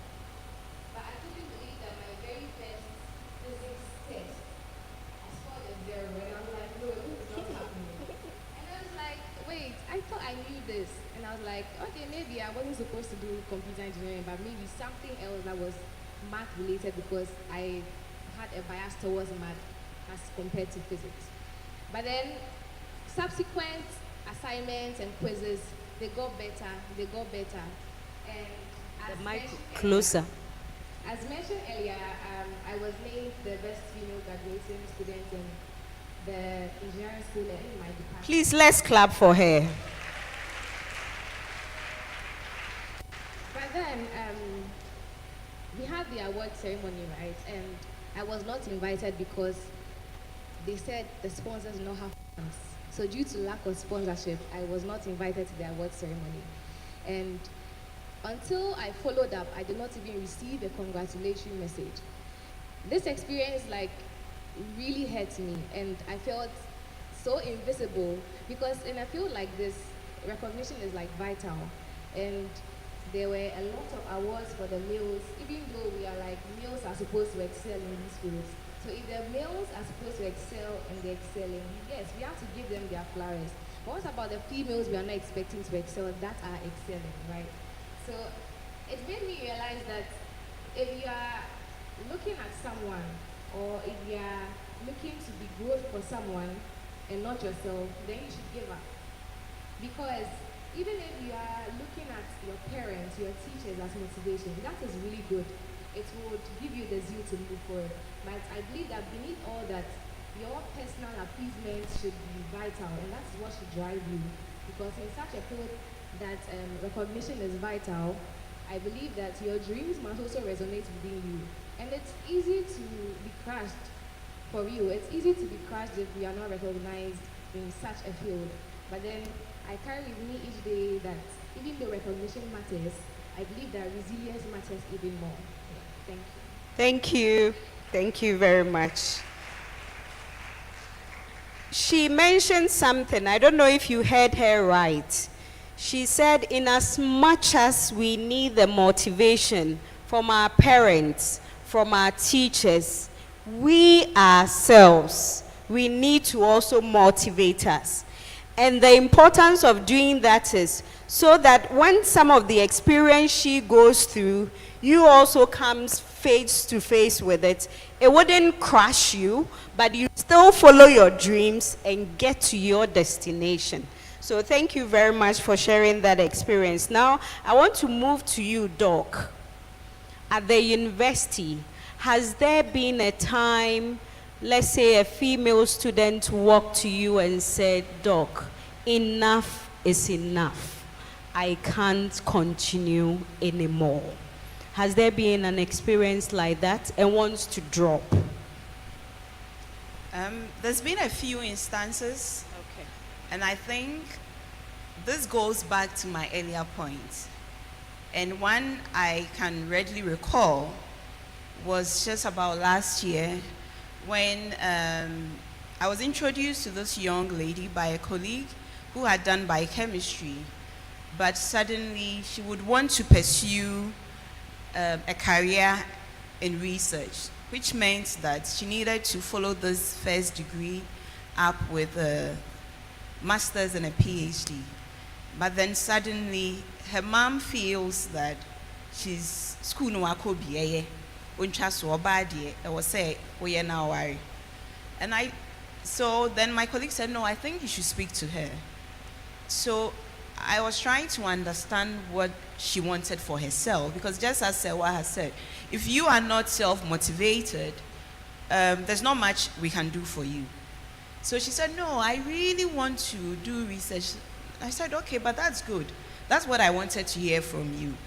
That you yourself, you are passionate about doing something for yourself. So then I needed to explain to her that these are all challenges that would normally come your way if you are in our setting. I have been there, there are other females who have been there, but guess what? We all didn't settle. So you need to rise above those challenges, but it's also important for you, and which is one thing I always advise in such situations, is to have a mentor. Because the mentor has walked your path. And the nice thing about having a mentor is that you don't have to make the same mistakes others have made, but you can learn from their rich experience. The second thing is when I encounter young colleagues who are afraid because they are in an area that is male dominated, I tell them, don't think of yourself as a female. And I like that she mentioned that when she was going into that journey, she didn't think of them being men and me being a female. I don't think men enter spaces and think we are men. They own it. So own it. Whatever space you find yourself in, own your space, own your voice, be seen. And one of the things we at Noguchi, we have at my department, we have a ladies club, and this is an informal setting for senior colleagues to share their journey and inspire and mentor. And you realize that sometimes the thing is very complicated. And when we come down to their level and talk to them, they realize that, oh, it's not actually that difficult. So own your space, be visible, and also build a support system. Our keynote speaker mentioned that at every level you can mentor someone, but more important is that you can have peer mentors. So even in your own class, you have somebody who is very ambitious, and that was an advice my dad gave me growing up. He said, choose your friends, choose the ones who are smarter and ambitious than you, because the environment you find yourself in, they would motivate you they'll challenge you to be better. So those are the things I share with younger colleagues. And during our time, when I was doing my first degree at biochemistry, For the very first time, we had a lot of females than males. Historically, it's been the other way around. And trust me, the females were very, very ambitious. That year, and I think it's still the record at the department, that we had 10 first class in biochemistry, which is very rare. Out of that 10, 6 were females, including myself. And today, all 6 females have gone on, either they have a PhD or they are medical doctors. So first degree, biochemistry, some have gone on to become medical doctors, but for most of us, we've earned PhDs and we are doing other stuff. So don't be limited by what people think. Own your space and be self-motivated. That once somebody, a human being, doesn't matter if it's a female or a male, has done it, then you also can do it. And that's the advice I give younger females, that whatever you are going through, others have gone through and they've achieved. So don't let that stop you. Thank you very much. So now let's go to Nana. Nana, if a young girl should walk to you now and say, maybe one of the girls here, I want to also be an auto technician, but I'm afraid, what advice would you give this young girl? What comes to me right now is the battle between our ears. It's always a mindset. Being afraid is a state of mind, and there's the energy that kills your dream, it kills your ambition. But it's that same energy I believe you should ride on to not just prove to people around, but for yourself. Like, no, I can do this. And not be confined by any expectations. What is it that's making you afraid? Are you afraid you fail? What is wrong if you fail? As a matter of fact, you are only better when you learn from your mistakes. So what I'll tell you is, I wish I'll say this to my younger self. I wish I knew this when I was younger. Is keep being curious. Keep being curious. And do not doubt yourself. There's no reason for you to, it's okay to be afraid, I'll admit.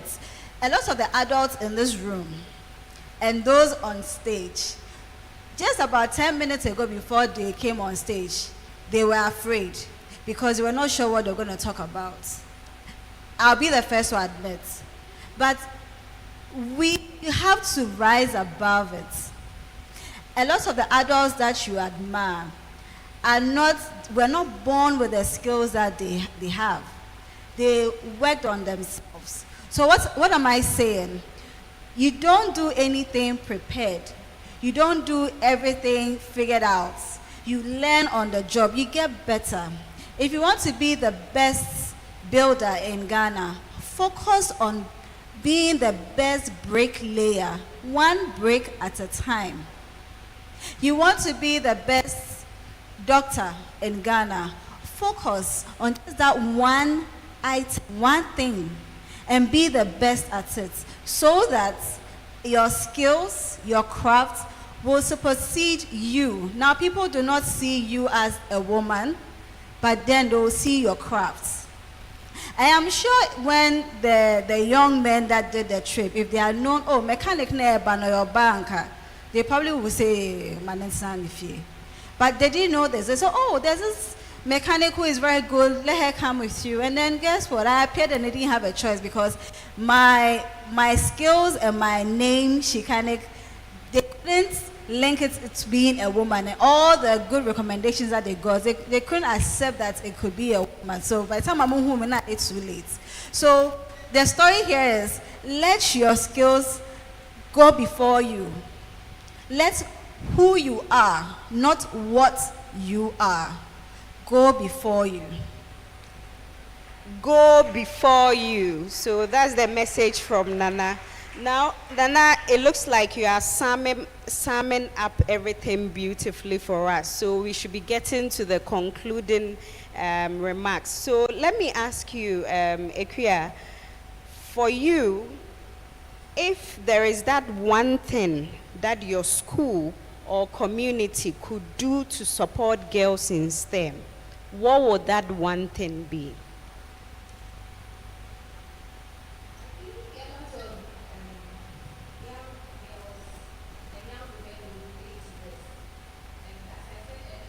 Yes, we need access into the STEM field, but we don't just need access, we need affirmation. It's a good thing that we are launching a movement to educate females, especially in STEM, but that's not just enough. Once you invite them in, you have to put in measures to make them stay, because they get in, it seems a bit hard for them, they are discouraged and they leave. So when you invite them in, when they are working hard, celebrate them. And the girls, when we are offering you the chance to be celebrated, please accept it. It's a good thing that you find yourself here. I'm sure the invitation came to other people, but they could not make it just because they didn't think they had to make it. So when you have the chance to join certain clubs, to join certain events that are pushing for females in STEM, yes, take it up. Thank you very much, Sewa. Now, Auntie Dinah, to you, a teacher, if you had unlimited resources to support girls thrive in this area, what would that one thing be? Just as we have, thank you.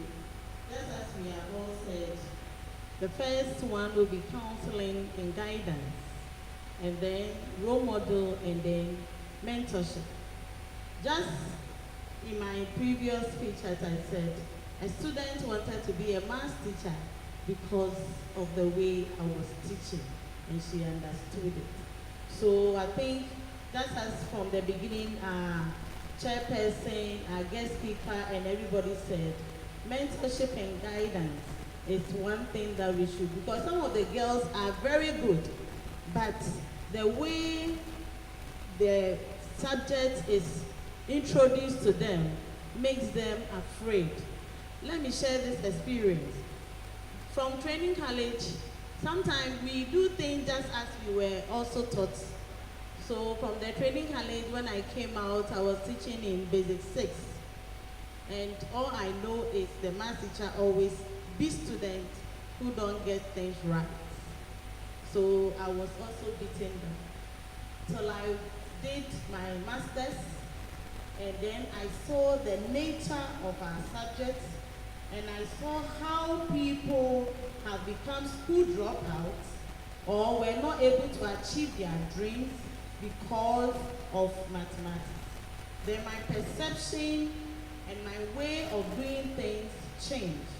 I now draw students closer, I counsel them, and then they see the need to take mathematics very serious. So it doesn't matter whether the resources are there or not. You, the teacher, should be a role model and a mentorship to them. Let them see the realities that mathematics is all about them, and therefore they cannot leave this world without mathematics, because the creator himself is a mathematician. So you can never do anything in this world without mathematics. So with that, and with your mentorship and guidance, they'll be able to embrace it and do well in the self. The creator himself is a mathematician, and there is nothing we can do away with. You mentioned something about even without resources, teachers can be mentors, they can be role models. So our teachers here, I hope that we are taking some lessons and some guidance from all the discussions happening here. Now let me come to you, Doc. At the university level, we hear a lot about gender equity, equality at the university level. You've been doing a lot. As Prof mentioned, your VC, you have been deliberate, even in getting more females to this university. What is that one thing which is still missing for us to get more girls and more young females into this so-called male-dominated area? So it's refreshing to know that currently I used to here, there's gender parity when it comes to admissions. But personally, I think that intentionality should go beyond just increasing access to intentional investments in retention and advancement. So not only are we making efforts at increasing access to STEM education for women, but also ensure the young females who go through are actually retained and are advancing. And there are policies in place to encourage women to take up leadership positions.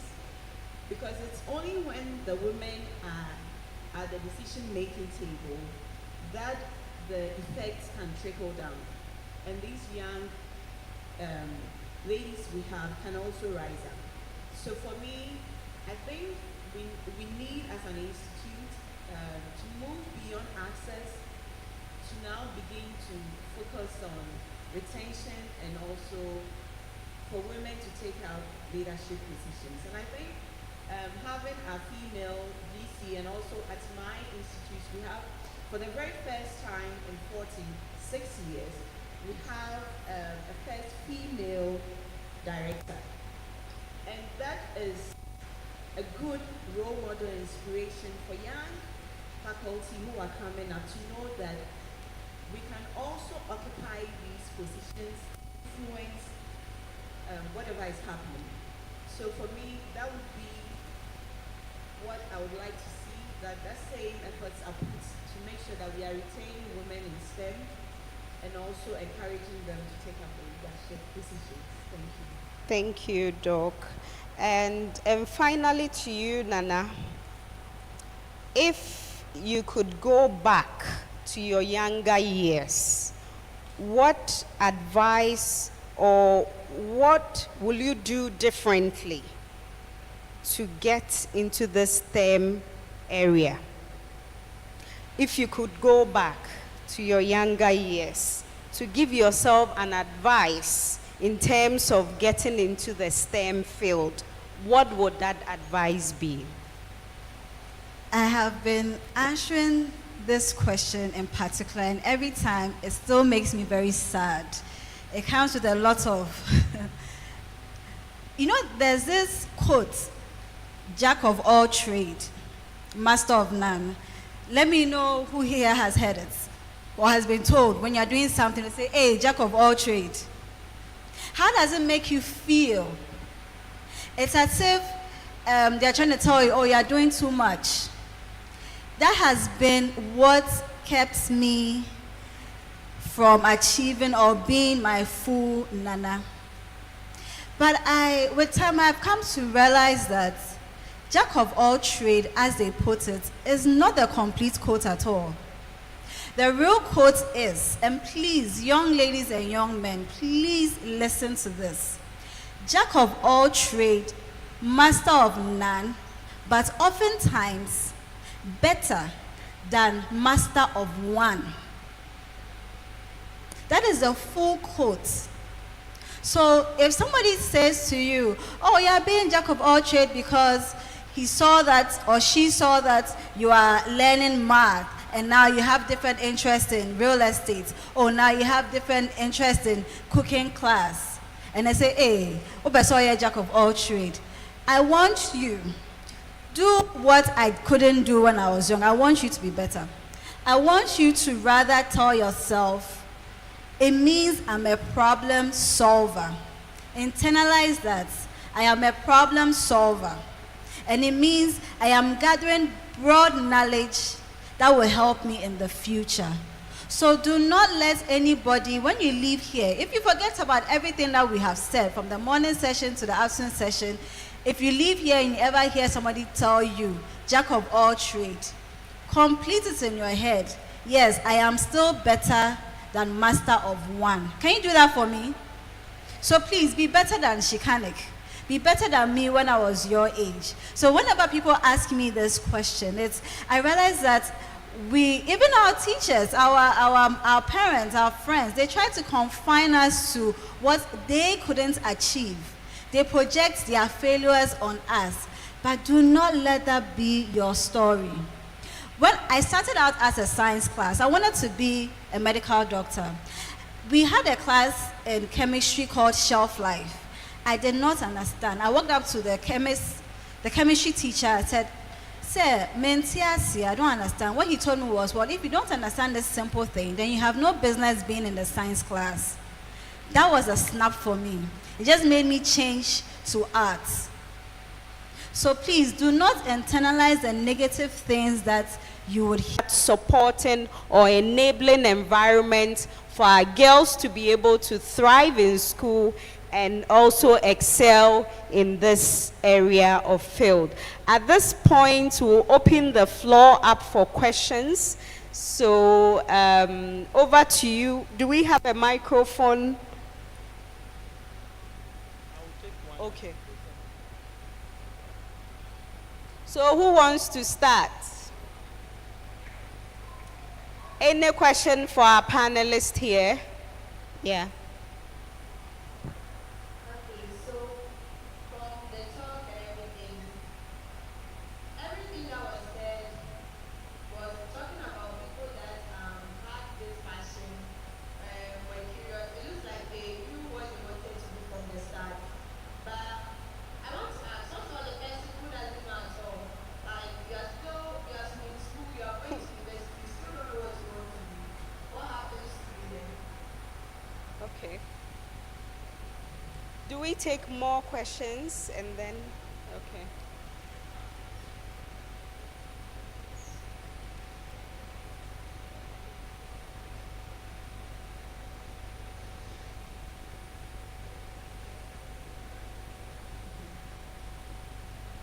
Please, I want to ask that, what inspired you to pursue a career in STEM? And were there challenges you faced as a woman in science? And how did you deal with it?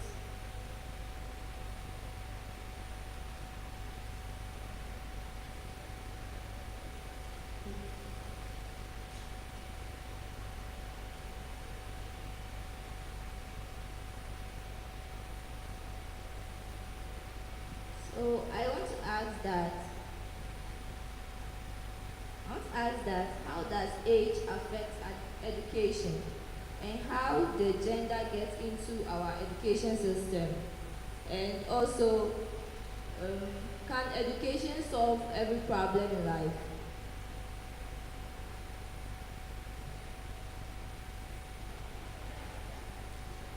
How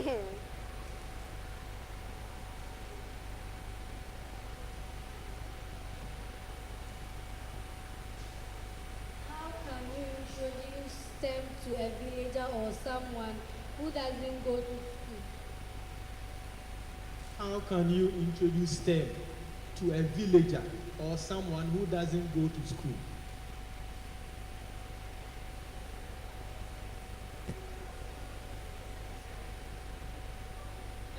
Please, sometimes our parents restrict us from venturing into STEM because they think that if we venture into STEM, we'll not get jobs in the end. So I want to find out, are there readily available jobs for people who venture into STEM? Okay, I think okay, let's take the last one and Please, I want to ask that, are we focusing on putting women or girls in internal jobs where they only stare at a computer? Because some girls rather like being on the field and doing hands-on work. Okay, thank you. Those are very thought-provoking questions. I think our panelists will help us. Yes. So it's more about the hands-on. How do we get more girls to not just to stare at the computer, but go to the field, dirty themselves, and do the hands-on good? So Nana, can I start with you on that? Since you are an auto technician, people will think you are a woman, you have to look all dressed up and all that, but sometimes you have to really dirty yourself to get the issue fixed. How do we get to the bottom of this for girls? So this will be the last question, Yes. right? Yes, there are lots of pathways that indeed, it's not about sitting at one place and staring at the computer.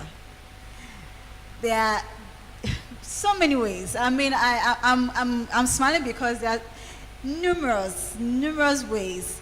I started out by being under the car, by changing the brakes. I didn't start out sitting in an office and urging people about. So maybe, just maybe, now the new generation, what we think about is office work where you are the boss, you are the CEO.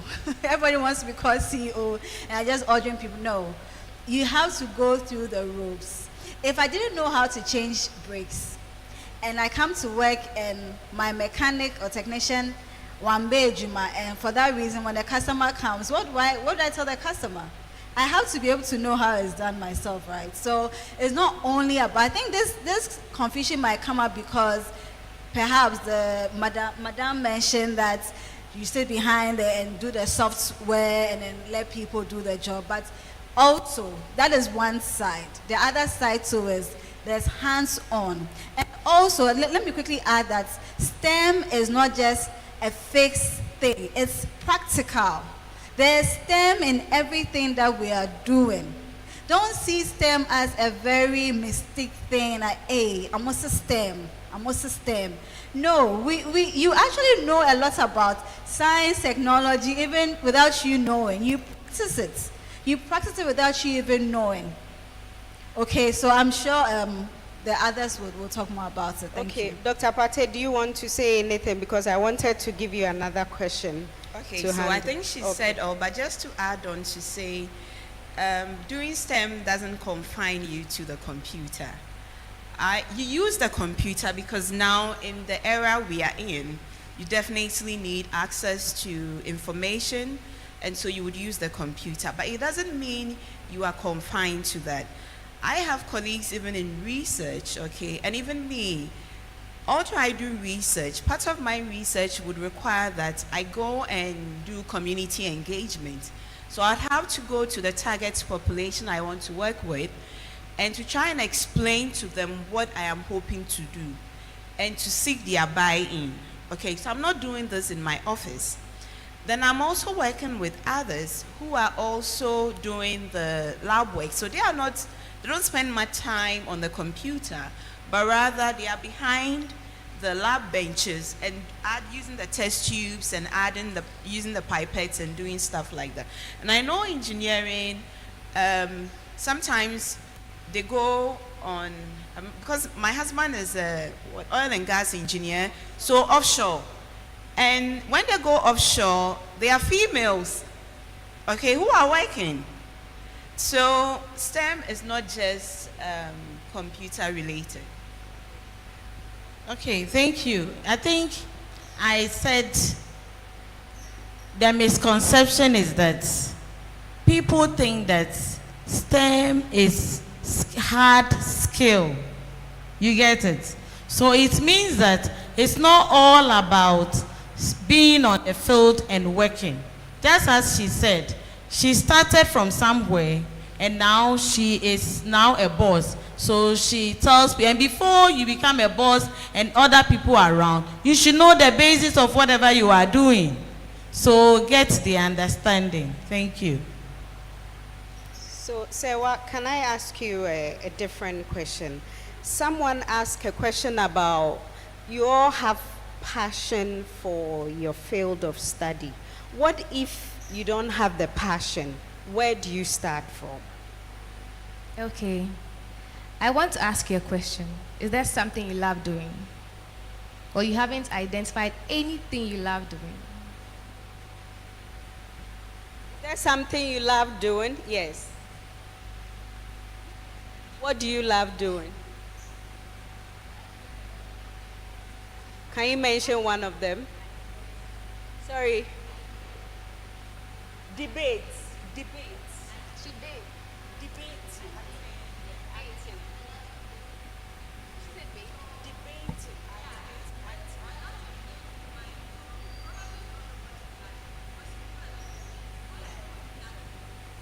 So you said you probably not know what you like, but I think you just mentioned to us all things you like. You actually know what you like, but you are not certain as to which field you want to go into. So then I stand to be corrected, but I choose to believe that there is something you like that weighs more than the others. So then you can explore into that field, right? And then someone mentioned being behind the computer, right? I believe what you are saying is females sitting behind the computer saying, oh, this person has come to office, I'm documenting it. But even in my field, right, when we are doing projects together, the males will be like, the females do the design and then we'll implement functionality. But then I'm like, no, I don't want to just do design. I also want to implement certain functionality. You are saying that it's not, someone mentioned it's not all about sitting behind a computer. But then you using a phone, communicating with others, someone sat behind the computer and did all that. She also mentioned that the hardware we are using, they are being programmed. The reason why a fan will be on and AC would work is because that AC is being programmed to do what it does. And that programming is done behind the computer. Thank you. Thank you. I think Nana wanted to add to. Dr. Pate, please. The truth is that none of us set out knowing exactly what we wanted to do. There are in the world, okay, there are very few people who are born knowing exactly what they want to do. But the person who doesn't try doing anything at all will never find out what they want to do. So you have to try things out. And when you find that I don't like this, you move on to something else. But if you don't give yourself the opportunity, okay, to even try something, how do you know you enjoy jollof when you haven't eaten jollof? But you say, oh, yes, jollof and that's how it is.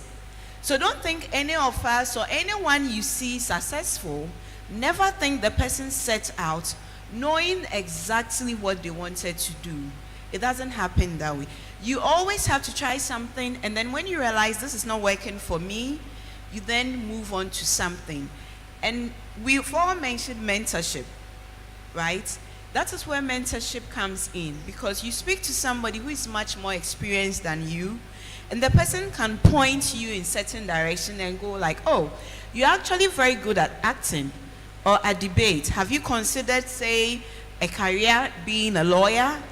Okay, I know this is not STEM, but just based on the answers she's given, okay?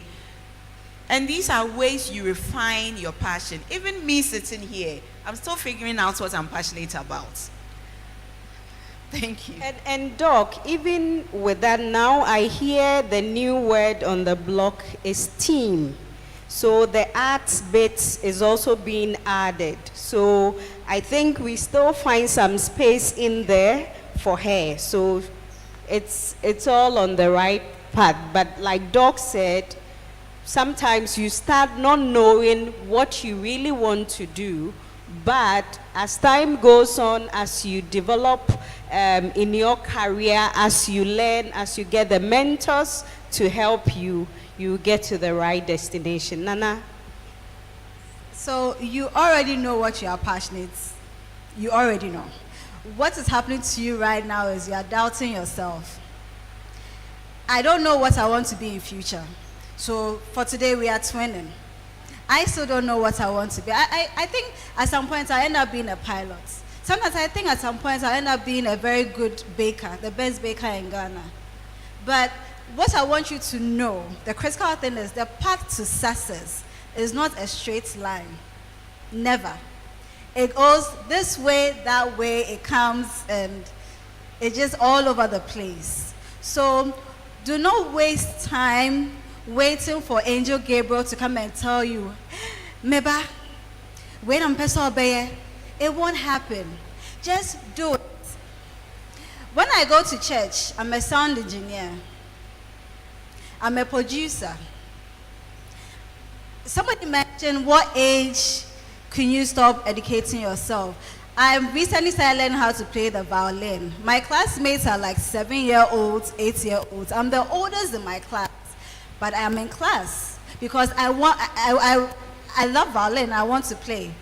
Does it mean I don't know what I want to do? No, it means I am enjoying every moment. So learn as much as you can. At this age, you are very printable. So this is the time. You don't have children. You don't have bills to pay. You don't have responsibilities. Please enjoy it and make the most of your time. Okay? The richest people on earth are not confined to one thing. Elon Musk is not doing just one thing. No. Oprah Winfrey is not doing just one thing. No. It's only in Ghana that, again, as I mentioned, we are all just a goldfish in a pot. Please explore. If this week you want to go and learn how to dance, do it. Next week you want to go into poetry, do it. I'll tell you what, because you have an eye for acting, you have an eye for everything that you mentioned, when somebody's on TV and the person is not reading the news well, I'm sure you can say, I think I can do better than her. Am I right or am I wrong? There you go. So there are some things that you can pick. So what you need is just take that one step. Don't doubt yourself. Take that one step. One time when I was choosing a course, something to do in a university, my auntie mentioned that even if you're going to learn swimming, get a degree in swimming, you should still do it. Then I was very young, so I didn't understand. But what she was trying to let me know is nothing is a waste of time. Nothing you do is a waste of time. So please stop marking time and just take that one bold step. Okay? Thank you, Nana. Dr. Pate, I wanted to get your opinion on the question about age and how it affects education. I think there was three in one. There was one about how age affects education and how the gender even gets into education. And then can education really solve all the problems we have? That's a lot. Anyone that you'd be able to help? I don't think age should be a barrier to education. Not at all. The only thing that should stop you is you. If you are committed to getting an education, age shouldn't stop you. When I was an undergrad and I was doing my project, as we call it, I had someone who was supervising me, who was then doing her master's. As fate would have it, we all went our separate ways, came back, and then finally we were both in the same PhD class. So we graduated the same year. She's way older than me. And I don't think she ever saw herself as being too old to acquire knowledge. Just as Sewa has said, I have just started learning how to swim. So I go with my kids and they are the ones teaching me what to do. And this should apply in everything you do. The only one to stop you is yourself. But with gender, yes. For instance, when we go back to gender parity here at UG, okay, and it's good that first degree is equal, but when we get to the advanced level, you realize that the males are more because women, due to the way we're created and our biological responsibilities, we have to go and care for our kids, care for our families, so we prioritize that over our work. But that's when you need support system.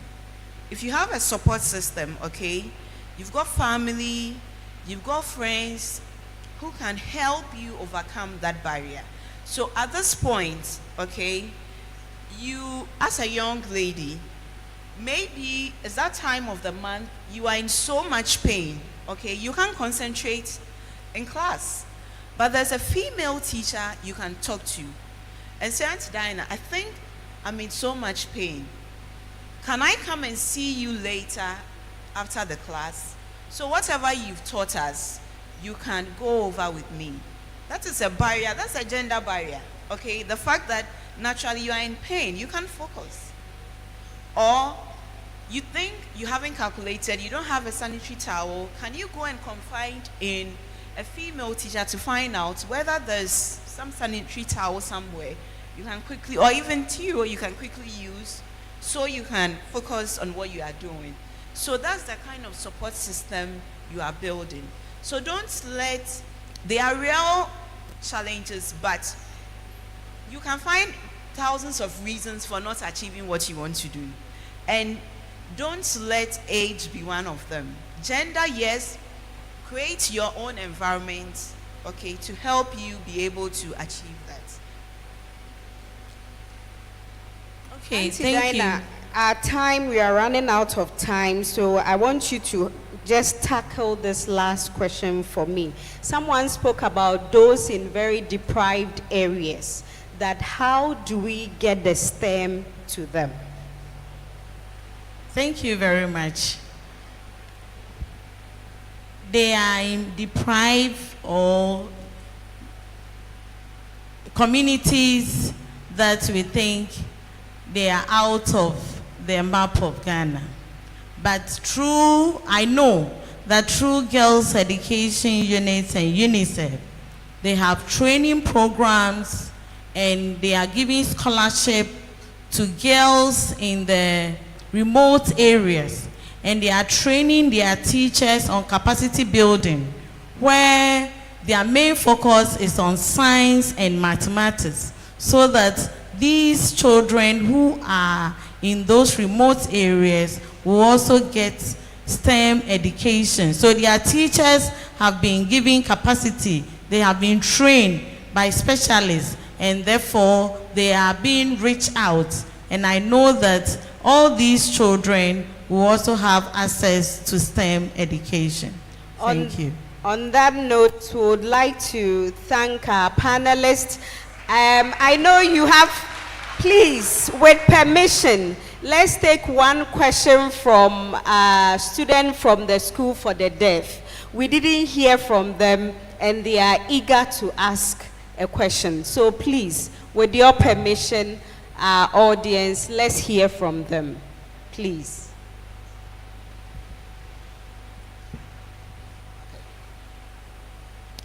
Thank you very much.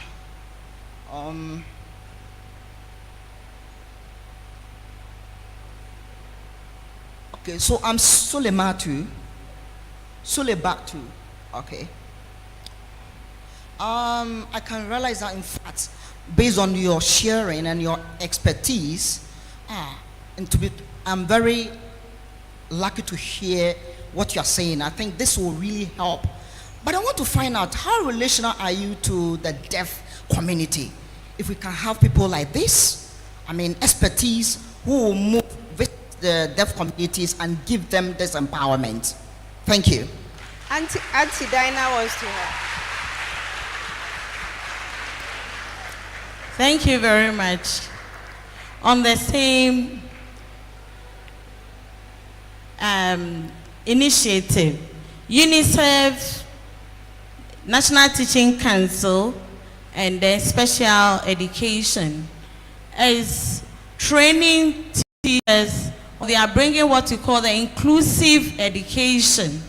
I think it has not been realized in all schools because we don't have enough sign language teachers to be interpreting our languages to us.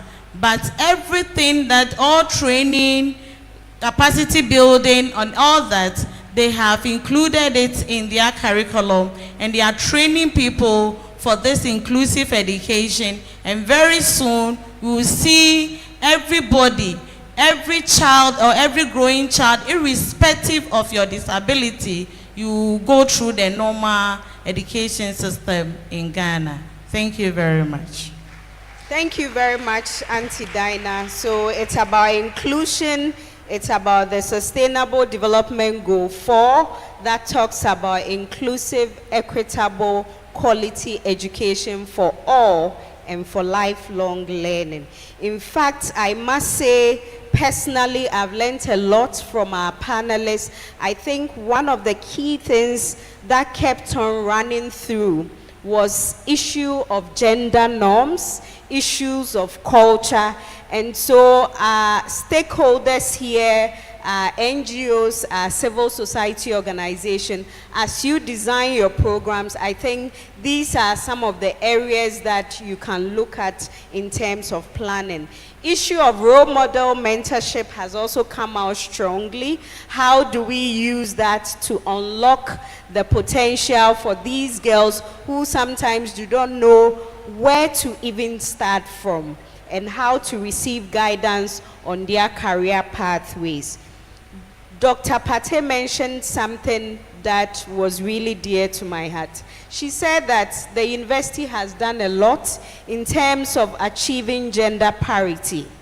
But at the tertiary level, we need to also focus on being intentional about retention and being intentional about advancement for female students. She also talked about the support services that we provide for them at that level, because the biological status of women will sometimes push them out, but if the support systems are there for them at that level, then they will keep striving for higher.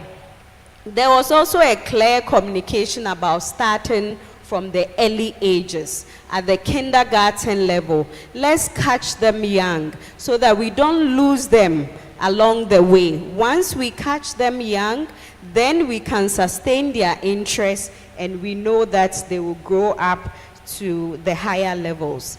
Nana also mentioned something about jack of all trade. Do you remember that quote? Who can tell me? She said, jack of all trade.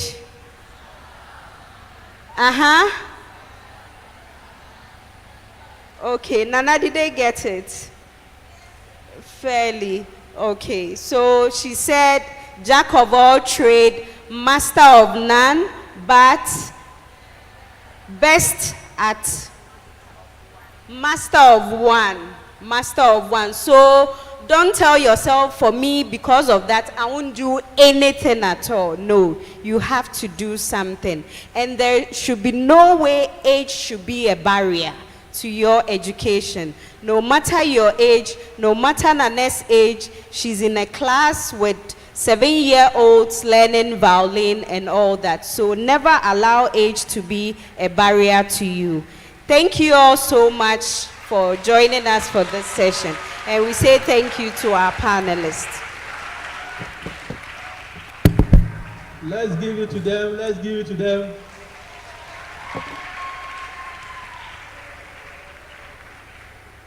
Thank you very much, Auntie Rhoda and your panelists.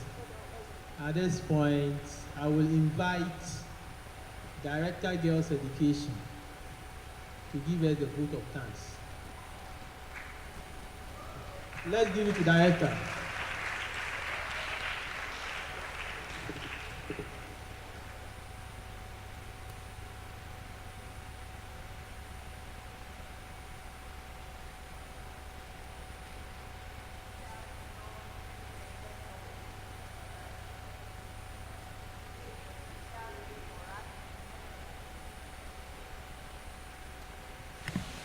Yeah. Good afternoon, distinguished ladies and gentlemen. Today is a special day for us when countries are being counted for launching the Africa Educates Her campaign phase 2. Ghana will be mentioned. I remember when I attended the program in Ethiopia, they were so surprised at Ghana how, because when they are looking up at countries, looking at our indicators, we are doing so well when it comes to girls' education. So they were wondering why all this while we have not gone through the campaign launch. But today, to the glory of God, it is possible. We've made it possible. And it's not only us from the girls' education unit with collaborating partners, Sejensa, and our partners, but all of us here, we have given our immense contribution to make this program a reality. So we give all the glory to God for making it possible. Time is fast spent.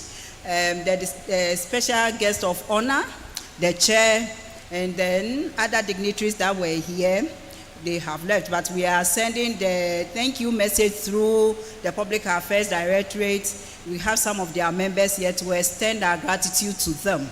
Then the schools, the teachers who came with the students as chaperones, we are so grateful to you for making time out of your busy schedule, accompanying our students here, for them to pick up information that will inform their decisions when they are making choices for their career path. We are also grateful to our girls officers here, distinguished guests from other organizations and agencies who have joined us here. We are grateful. And we are also grateful to our partners for sharing your insight into STEM education, encouraging those who have the desire to work on that path to make up their mind, and then they will have direction as to where they are going.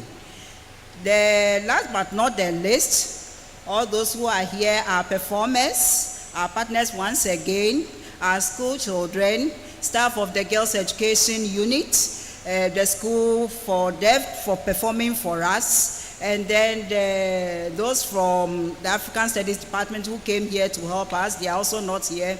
We are saying thank you, and especially to our technical team who going through with us from the beginning to the end of this program. We are saying Aiko, we are grateful to all of you. God bless us all. Thank you. Thank you very much, Director. The students who came to sing, those who came to sing and couldn't get the souvenir, there are 3 of you. You didn't get the souvenir. After everything, see me, you'll get your souvenir. The 3 students. Okay. At this point, I will invite my sister Aisha from All African Students Union to give us the closing prayer.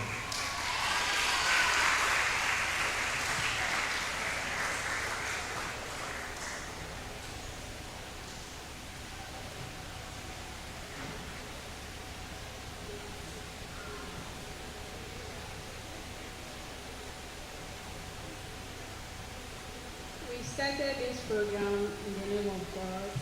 Bismillahirrahmanirrahim. Alhamdulillahi Rabbil Alameen. Ar-Rahmanir-Rahim. Malik Yawmiddin. Iyaka na'budu wa iyaka nasta'in. Ihdina siratal mustaqim. Siratal lazina an'amta alayhim. Ghayril maghdubi alayhim waladdallin. And we thank God for a successful program. Amen. Thank you, everyone. So the chaperones, the teachers who came with the students, I engage some of you that you will give us a student each from your school for an interview. Some have already started. Those who haven't given us the student, please give me that student. Thank you very much. At this point, the program is officially ended. Thank you.